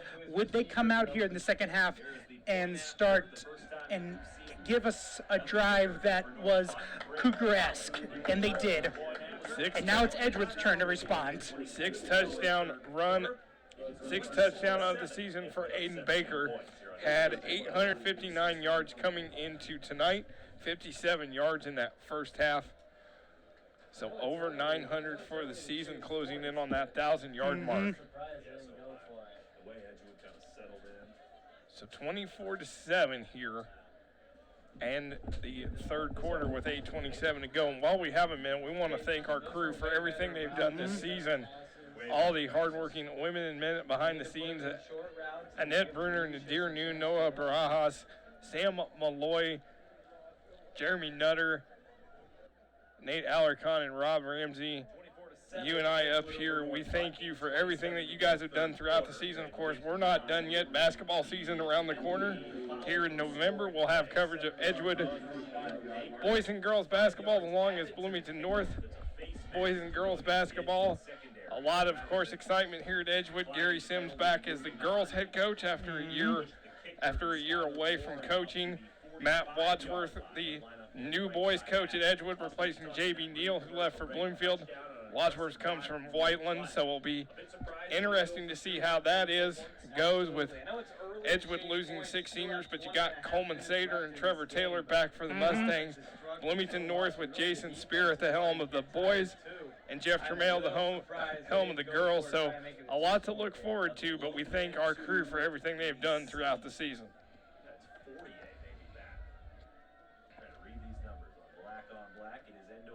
And it's a end-over-end kick. Here comes Edgewood. Out to about the 25-yard line. So the Mustangs saw the North Putnam defense get fatigued as that half went along. Let's see with that halftime break, were they able to rejuvenate a little bit, and if we're going to see the same defense we saw that smothered Edgewood for the first quarter. First and 10 at the 24 for the Mustangs. A lot more plays, a lot more points, and they told the defense that they're not the only ones that can score. The offense with 8:21 to go. In sectional start next week, Edgewood's going to travel to Washington. North Putnam is going to play Speedway in Class 2A next week. That will be at home. High snap. This is going to be a big run for Edgewood. He is going to go to the end zone. That is Skylar Curtis. See you later. Touchdown, Mustangs. Bit of trickery there by Rosenberg, having Skylar Curtis line up as the running back in that situation. Handoff, and immediately just jets right through. The entire defense is just so confused by that. 76 yards for Skylar Curtis. It was designed for him to be the running You said back. how would Edgewood respond? Well, that's how they respond. Skylar Curtis says, hey, it's my final regular season game here on this red turf. I'm taking this thing to the house. He is a dynamic player. One play, 76 yards. Well, that's how you respond. That is just an amazing run by him. And you rarely get to see that, where a quarterback and a running back can literally switch places and completely catch someone off guard. 31-7 now. Edgewood on top, as it is just an amazing run here for the Mustangs, and our 7th game of the season, and so far, unless barring a miracle, we're going to see six out of 7 times that the home team between Edgewood and Bloomington North has won, the most we've ever seen in one season while covering high school football here since 2013. So it's been what a tremendous year it has been. North's done a great job. They're in battle with Southport tonight. They're down 17-16 at the half. Winner of that game gets the Conference Indiana Championship. And then Bishop Chittard and Bloomington South are playing up in Indianapolis. Bishop Chittard's up 21-0 on Bloomington South at the half. What a tremendous season for both Edgewood and Bloomington North football programs, winning records this year, and they're going to try to make deep runs in the tournament. 7 is the score. Edgewood in control here early second half. North Putnam's going to take it inside the 10-yard line. This is Lawrence. He's going to get out near the 30 near the 35. Now North Putnam's turn to respond. So the flip side of this is the Edgewood defense didn't get a break from that quick drive. So right now the offense needs to take advantage of that and basically continue to churn out. It is a 24-point lead, but still, you're explosive enough to continue to still come back from this. There is a run, and that's going to get back to the line of scrimmage. That was Summers on that carry. 2nd and 10. Those snaps are becoming a big issue. Summers has had 6 carries tonight. Baker's had 15. Those are the only 2 that have carried the ball so far for North Putnam. On 4 out of every 5 plays here for Summers. Summers, he's going to take it, and he's going to get past the 35. It's going to be a short gain, bring up 3rd down. Summers on the season has had a couple of runs here. 68 yards coming into tonight, and 2 rushing touchdowns. 3rd and 8, approaching 7 minutes to go here in the 3rd quarter. Edgewood in control, trying to lock up 3rd place in the Western Indiana Conference. Will be the first crossover victory for the Mustangs in the 5-year history. Summers complete. And that is 12-yard completion to Lucius Alexander, and it's going to be a 1st down for North Putnam. And the big thing, though, is that they have been finding some success with the short passing game, but this isn't really going to help them in terms of scoring quickly if they just keep these short passes. What's going to happen is that they're going to start running out of time. So they're going to need to start taking shots down the field. Even though the short passing game has worked so far in this half, they're going to need to take shots down the field, and they're going to need to connect on them. Yeah, Maverick Summers over 2,000 yards passing this season at the 48. He's going to fire it across the middle. It is caught by Caleb Lawrence. It's going to be another 1st down deep in Edgewood territory. And that's exactly what I was talking about. You're going to need those big chunk plays. You don't necessarily need to go for it on every single play, but you need some chunk plays right there, and that's exactly what they got. 5th catch for Caleb Lawrence. Aiden Baker going to get another 1st down inside the 10-yard line. As I said, Baker has been incredibly impressive for this game. Now over 900 rushing yards on the season, closing in on that 1,000. on the 19-yard pickup, his fourth tonight in double digits. Summers going to fire it. He's got a pressure, and he's just going to have to go down at about the 10-yard line. You can definitely see a bit of a difference from the first half to the second half, in that in the first half, Summers would have tried to make a play right there, but right there, he just go ahead, dives forward, tries to get something, ended up losing a yard, but still, turnover avoidance right now is the key. 5 first half turnovers for North Putnam. Time certainly in Brian Rosenberg's favor. We approach 5.5 to go, and then For the staff, a timeout taken. timeout by North Putnam. First and 3 here in half number 2. So they will have 2 remaining, just like So Edgewood. 2 timeouts remaining for North Putnam, 3 for And Edgewood. Ball game.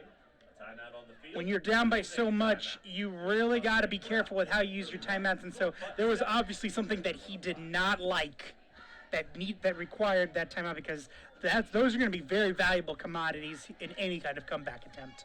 We should mention that the Edgewood coaching staff wearing the pink shirts tonight in honor of Breast Cancer Awareness is Breast Cancer Awareness Month in October. So the Edgewood staff, and of course they're doing all sorts of fundraising opportunities as well tonight. So final regular season game here, Edgewood trying to go 5-0 on the red turf in 2019. 3-3 a season to go on this red turf, second year of this red field. 2 remaining, 5:43 to go third quarter. Trying to, of course, go after, Eastern Washington was the ones that came up with the red field. Of course, funny. Boise State started the whole thing with the blue turf. It's funny because last year, Summers will take the stand. There is Summers, and he's going to go up the middle and get down inside the 5.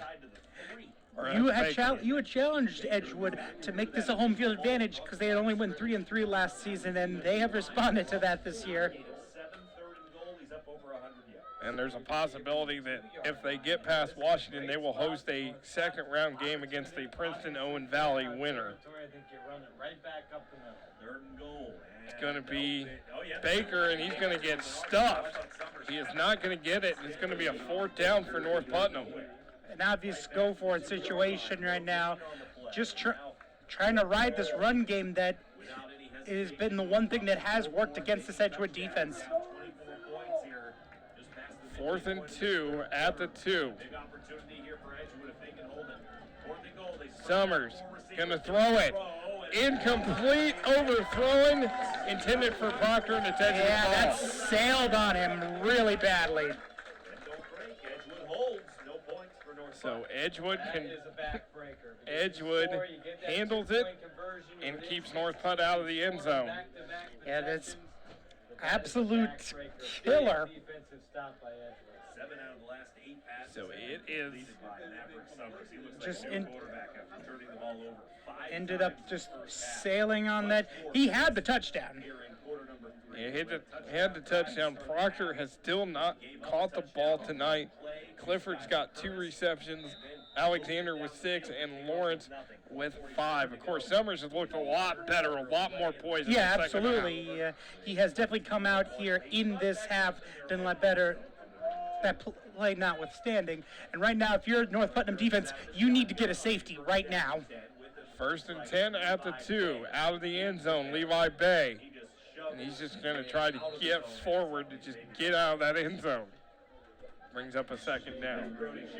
Brody Schaefer with his 6th carry of the night. From Schaefer, who hasn't had much room to run so far here.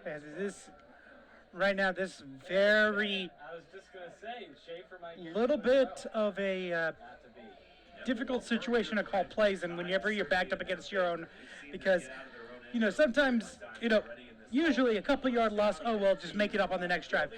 Now when those next couple of yards is in your own end zone. No gain for Schaefer. That was his 7th carry. 4 minutes here in the 3rd quarter. There was a little movement by North Putnam, but no call. And at least that's going to give them at least the separation they're looking for. It's going to bring up 3rd down. Going to be Levi Bay with a 4-yard pickup. I trust you. We're just going to run the football, get us yards. This might be But the big thing for Edgewood is that clock continues to run. But I like the first So two this plays. is what North Putnam has to do. They've got to get stops. Skylar Curtis is just 4 of 14 throwing the football for 38 yards. Of course, with Skylar Curtis struggling tonight throwing the ball, you expect Edgewood to keep it on the ground a lot more. Running the football has been much And even some of those were smart decisions. Here is Curtis, though. He's going to have to get out of the end zone scrambling, and he's just going to, looks like a flag, and Curtis is still on his feet.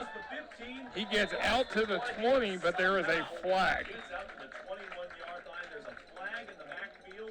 I wonder if that's Making something out of nothing. I feel like the defense kind of just stopped as soon as the flag happened, and that allowed. And it's an attempted horse collar tackle, which is just going to add yardage to that end of that. Imagine they declined that. That is a huge penalty for North Putnam. Out of the field. he's going to take whichever one ultimately gives you the best yardage. I imagine that's 15 from the spot. Which was back at the 4, so that'll put him at the 19. Or you move to the 21-yard line, and the officials. So their officials still discussing where exactly that flag was thrown. where the flag was. Either way, it will be a first down for Edgewood, which, as we said at the start of this, But it's going to give Edgewood a first down no matter what. Yep. I think they're saying there was 2 penalties. Or just, one. If nothing else, I mean, there was one there in the backfield. I see that flag. you keep that clock moving towards the end of the. They picked up the second one. There was a second one that the official just waved. They picked up the flag. Okay.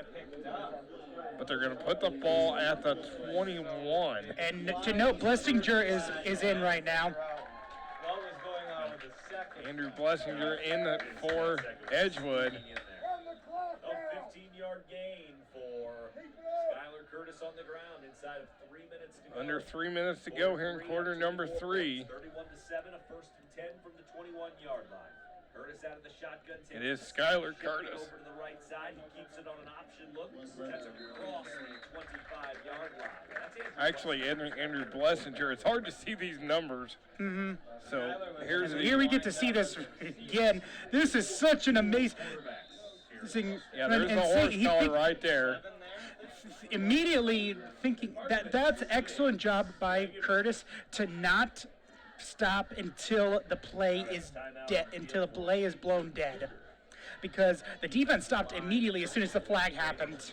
reacting to the player. Looks like maybe Got an injured North Putnam player Well, is it? on the It's ground nice. I mean, this is the way that the game is going, as to have a mobile quarterback. looks like that's 78 Colin Hines, the senior, walking Opens up the RPOs. I don't off know if you watch the Thursday under night his game own last power. night, having a quarterback like Joe It's going to be a Flacco, 2nd and can't 4 move. at the 28. There's nowhere to go For the once Mustangs. pocket collapses. When you have a quarterback like Skylar Curtis, he can It make has plays. been That third down play dangerous example, for- he's running around for his Again, life. this is dangerous for North Putnam because you know it's going to probably be in Curtis's hands. He's going to make that decision. They are keeping Blessinger out there. well, Blessinger's lined up as the Looks like Blessinger is still going to stay out there, so you're going to have dual quarterbacks. Blessinger will take the snap out of the shotgun on the 2nd down and 4. Looks like it is Blessinger Blessinger in the shotgun. It's going to be Skylar Curtis. Skylar's got the first down. He's going to the outside, and he gets shoestring tackled at the 40. It's a win-win. You're giving Blessinger snaps at quarterback in a live game, and you're also feeding the beast right now. As Curtis immediately continues to chew up yards. Blessinger, the junior, Curtis, the senior, passing of the torch here for these two guys. Here shortly, you have sectionals next week. How many more of these beatings do you want your quarterback to take? 1st and 10 at the 39. 1st and 10 from the 39-yard line, left side hash. Blessinger going to throw it incomplete.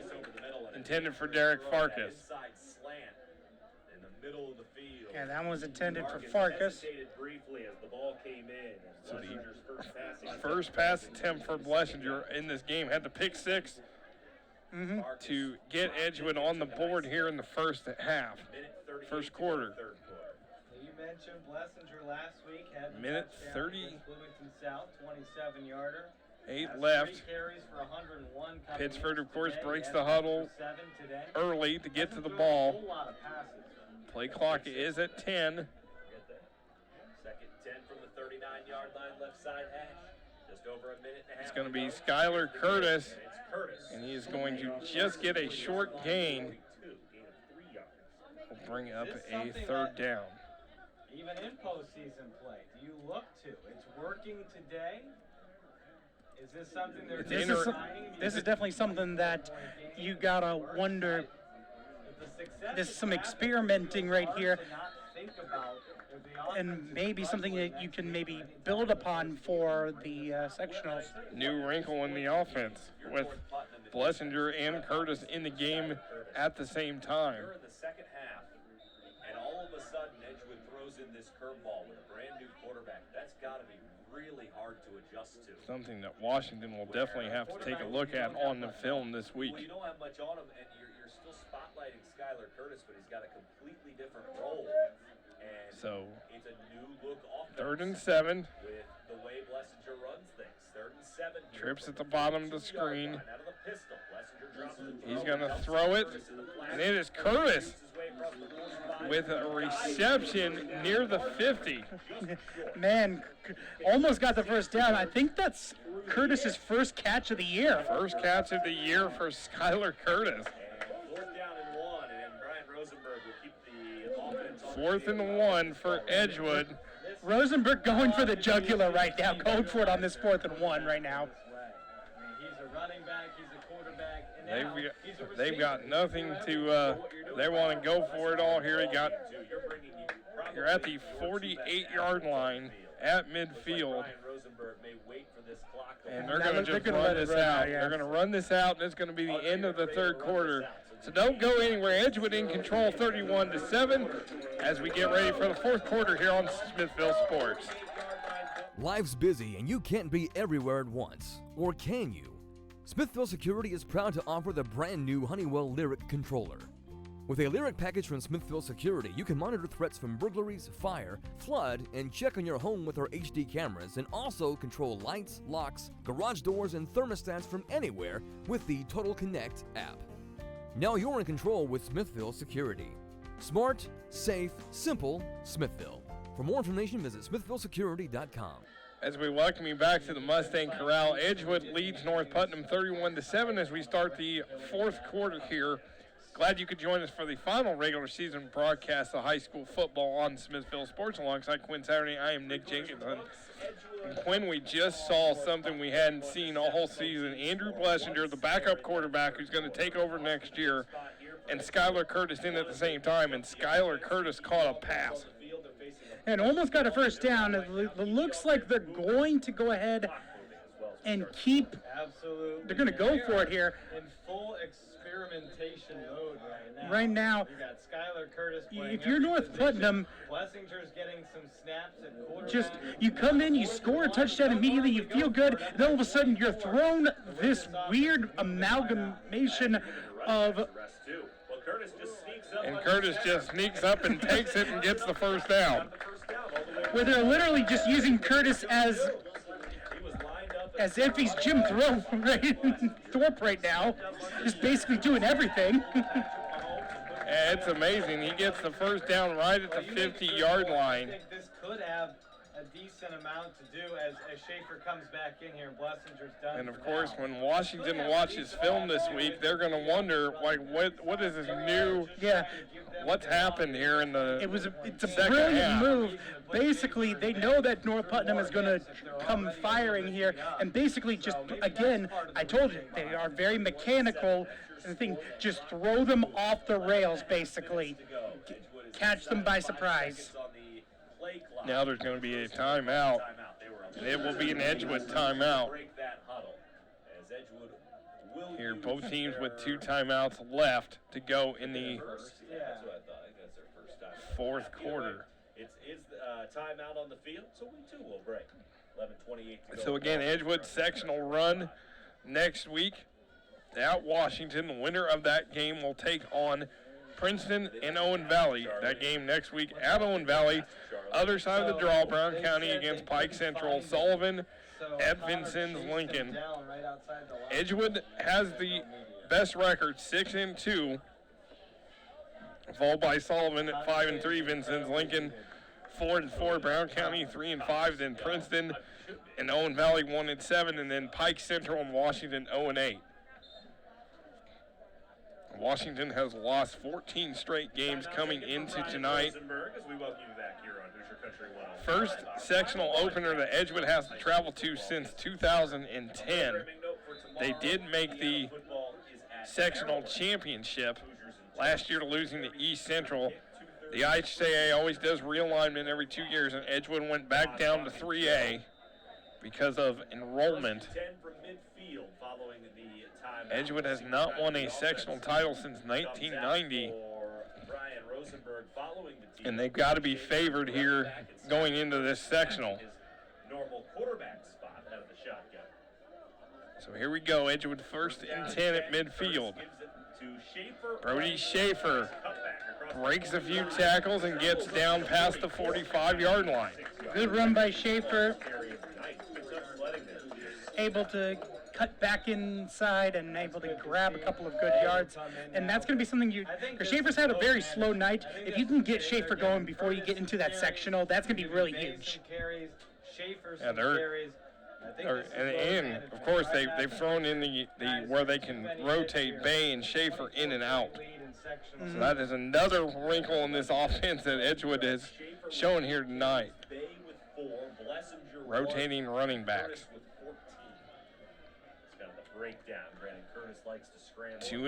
Second and 4 at the 44.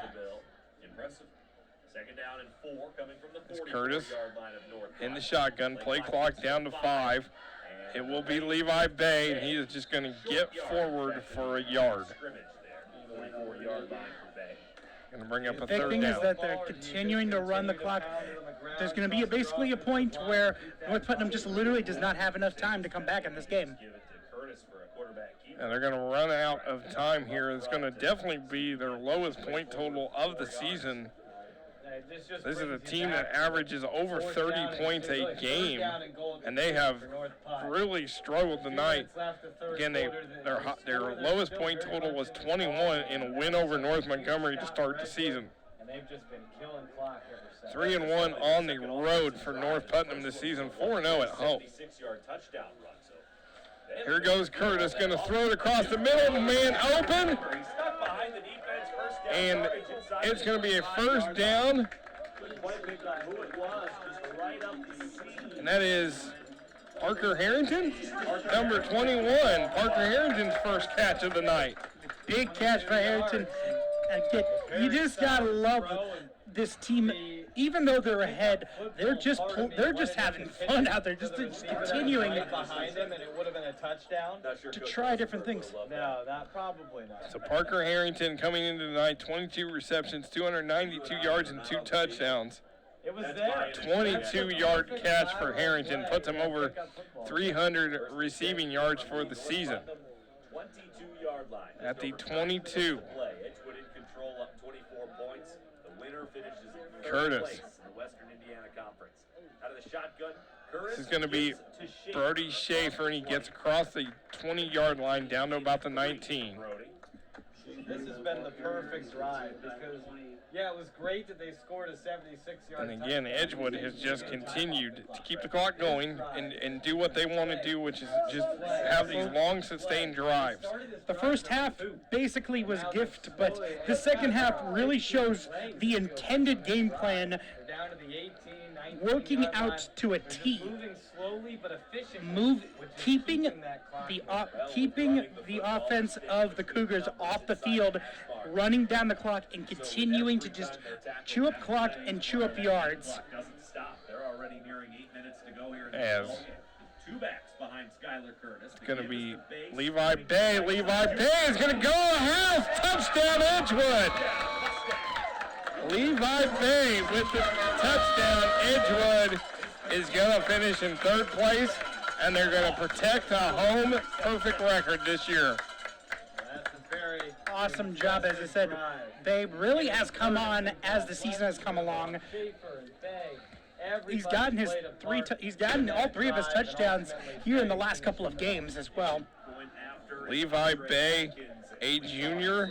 Early in the game, Austin, about gaining momentum for second. And again, you know, you talk about, Bad taste with Bloomington South. you know, you talk about Skylar Curtis graduating, but you're And this is exactly gonna be good. You're gonna be good to go because you got Schaefer and Bay as juniors in your backfield to help Blessinger.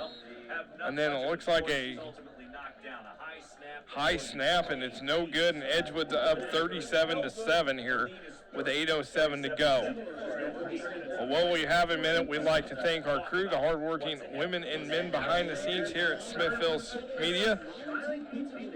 Noah Barajas, Nadir Noon, Annette Bruner, Rob Ramsey, Nate Alarcon, Jeremy Nutter, Sam Malloy, you and I up here in the booth. We thank you for everything you've done throughout football season, and then basketball coming up here soon. So it's going to be a great season of high school sports here on Smithville Sports. And don't forget, we're on YouTube as well.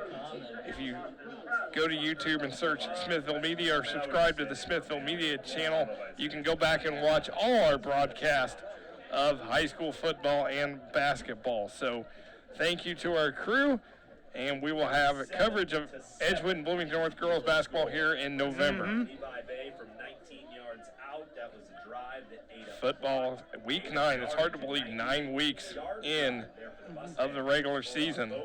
Coming to a close, sectionals next week. looking to just run this The thing goal is to make it to Lucas Oil Stadium for the state finals Thanksgiving weekend. coming left to right on your radio dial from the 40. So Edgewood going to kick it off. Caleb Lawrence is going to take it. On the near side numbers at the 6. Caleb Lawrence gets a nice hole. To the far side of the field. He's going to get past midfield. 40-yard line. Yes. There will be a flag for Caleb Lawrence. Tangled up and almost got into a fight with Gunnar Burris. They were both on the ground. So we will and see what the shoving each other officials into say. the ground. I think it's going to go on Blessinger, who was on the top for most of it, doing most Officials of the shoving. discussing All 5 at stripes will meet right at that midfield Mustang. discussing the play. Before our commercial break by getting that bad taste out of your mouth. And, Austin, this Just is under perfect, 8 minutes to perfect go from here. Edgewood, going into a sectional and pretty Of course, favorable Bloomington draw North with Rosenberg. next week. Bloomington North and Bloomington South have the week off because it is only a 4-team sectional.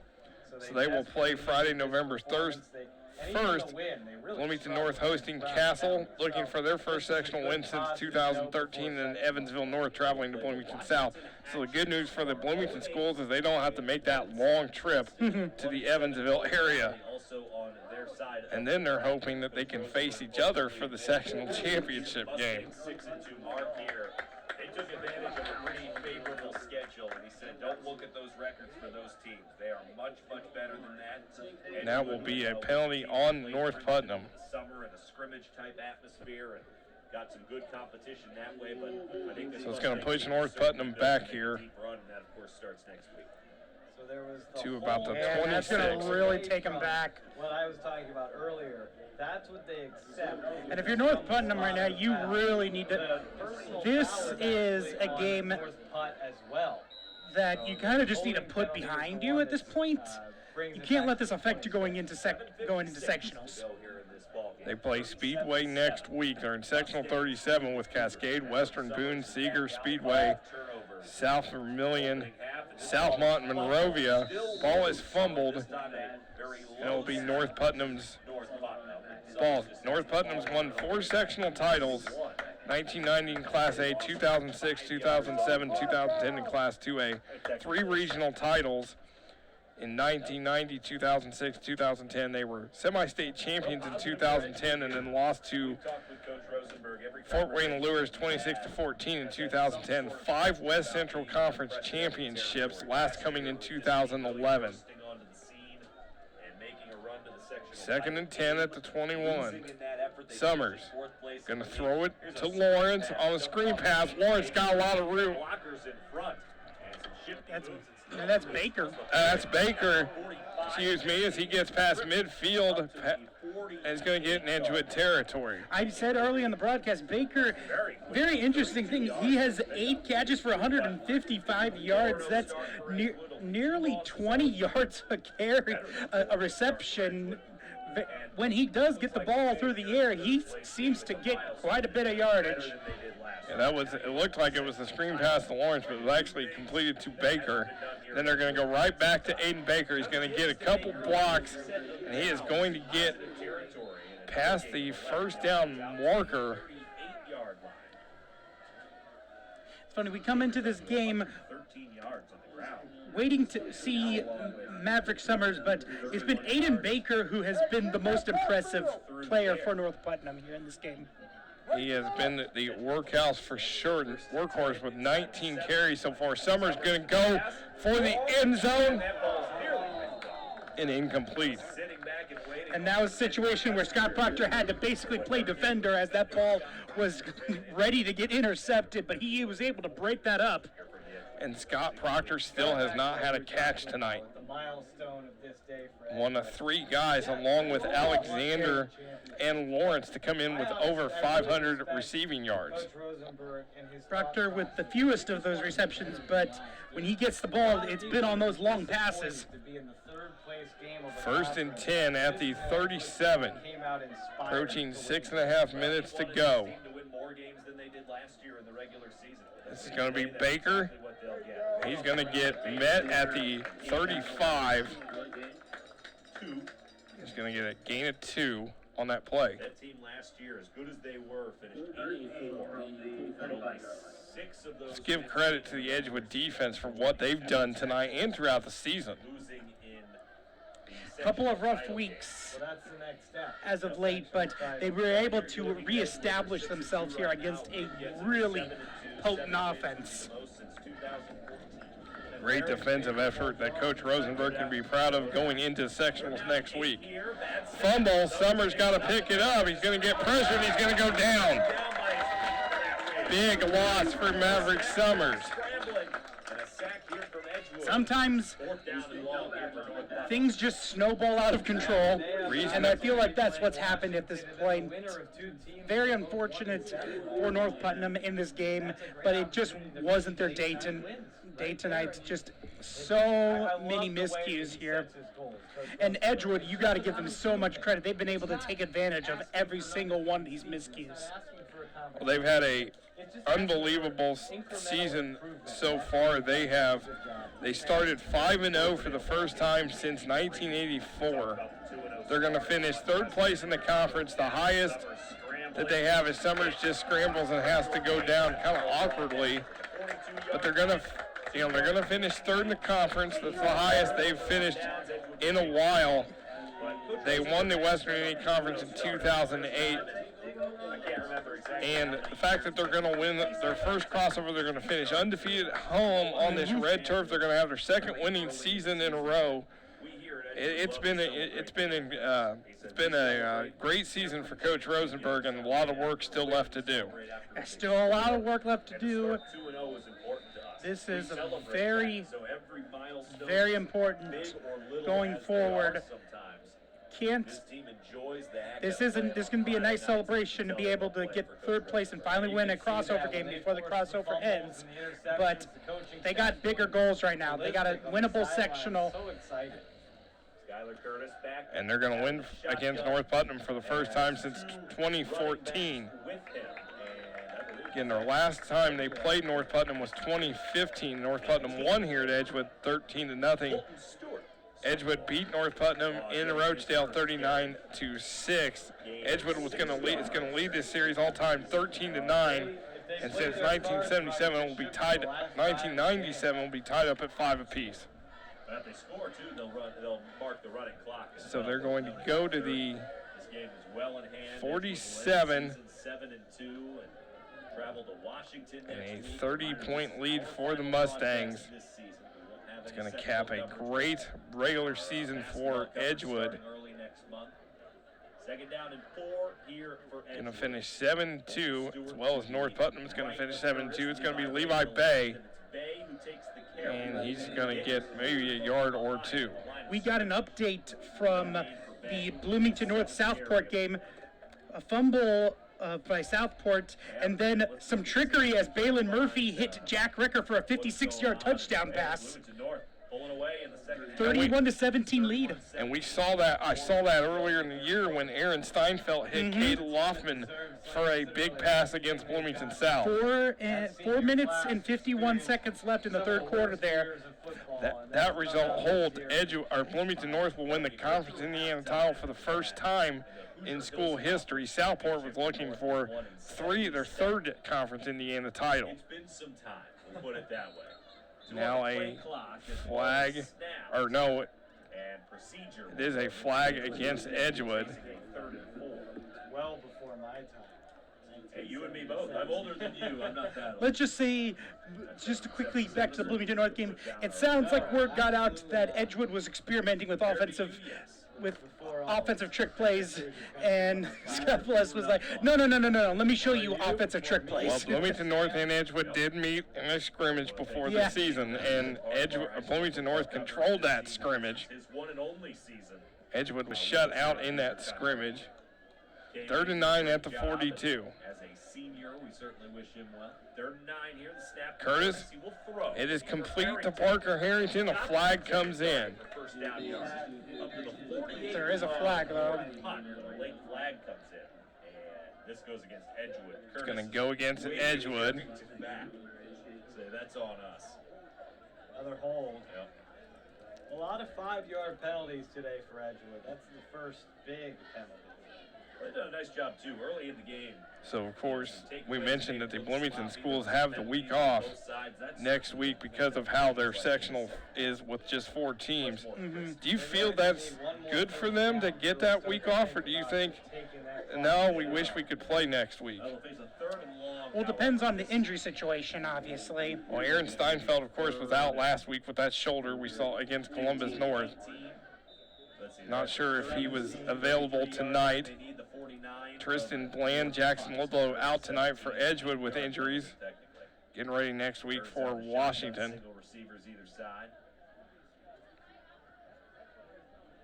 As play clock is down to 10. And it is under 3 minutes to go now. So they're going to just run this down, get it off at 2. And it's going to be Skylar Curtis again. Daylight for Skylar Curtis. And now he's just going to go down at the 35. Yeah, definitely looked. Smart decision by That was a good decision by Curtis to not put extra tread on his legs because he knows that ball's going back because that was a hold. Another hold. And it's a hold on Edgewood. 3rd and long, even longer. Well, it's from the spot, so they'll actually pick up some yards. As they are moving this to the 37. But just such a high IQ and such a selfless player, not caring about the stats. Because a lot of players, they see that open daylight, they're going to try to run for that touchdown. But he's like, we just need to run out this clock and get out of here. Smart move by that. So just a lot of praise for Skylar Curtis. And also not caring about completion percentage, throwing the ball away when he knows that he doesn't see anything. Here is Skylar Curtis again. He's just going to get outside, past the 45-yard line, down to about the 47, but they're going to be short of the first down marker. With penalties, I always struggle to add statistics in there, Austin, but I have Skylar Curtis at 194 yards on the ground. I think in honor of your 40, great stats, we're going off ball at the 46. Do I have more than you? No, I just haven't added mine up yet. Oh, that's You do the running. What a tremendous night for Skylar Curtis. 15 carries tonight, approaching 200 yards. Curtis very much on his way, depending on how much longer they play, 1,000 yards passing and 1,000 yards rushing. That is a tremendous feat. We have a chance.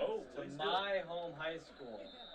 And they're going to call a timeout. Edgewood's going to call a timeout. Puts them at 9-0, undefeated for just the 9th time in school history, first time. So in 1:26 to go. Never did it while I was there, but And as we have a few, just have a couple minutes here, just kind of your thoughts on both Edgewood and Bloomington North this season.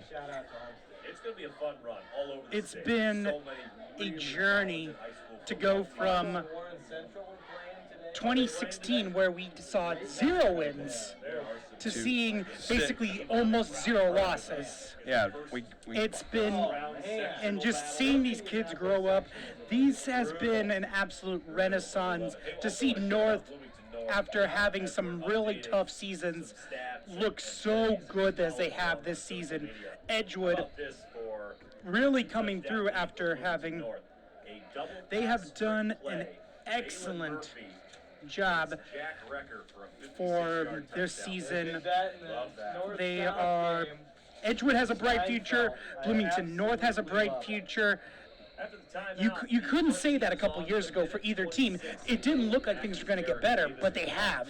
And that's what, and you got to give both Scott Bliss and Brian Rosenberg a lot of praise for just kind of keeping the noise out, keeping their programs on path, and just continuing on.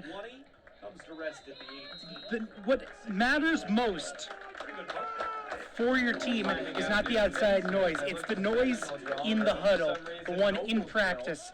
And both of these teams have persevered over the past couple of years to both have chances of having very memorable seasons.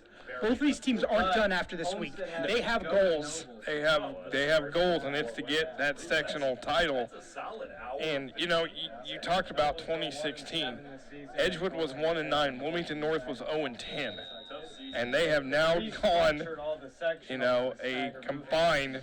I mean, Edgewood's going to finish 7-2. It looks like North is going to finish 7-2 as well. So 14-4 in just 4 years. It's amazing. Of course, that's going to cap that off with a big stuff for the Edgewood defense.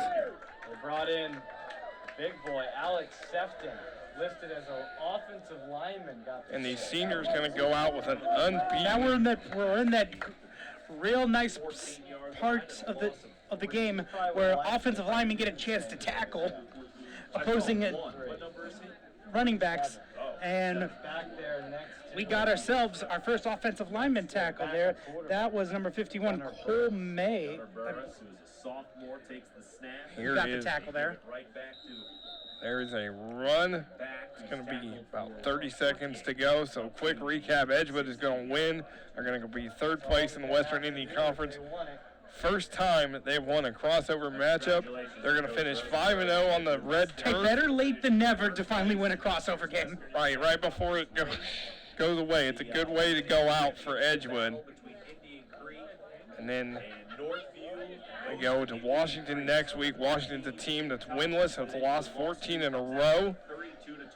As this will be the last play for North Putnam, and it is over. Edgewood finishes at 7-2 in the regular season and third place in the conference. If we look at the highlights, and it's a lot of this guy, Skylar Curtis, number 8. He just runs through every defense possible, and he takes it to the house for the touchdown. The senior going to have a lot of records here at Edgewood. And then look at this. Skylar Curtis gets away. They get the horse collar, and he still just keeps going and going and then gets past the 20-yard line.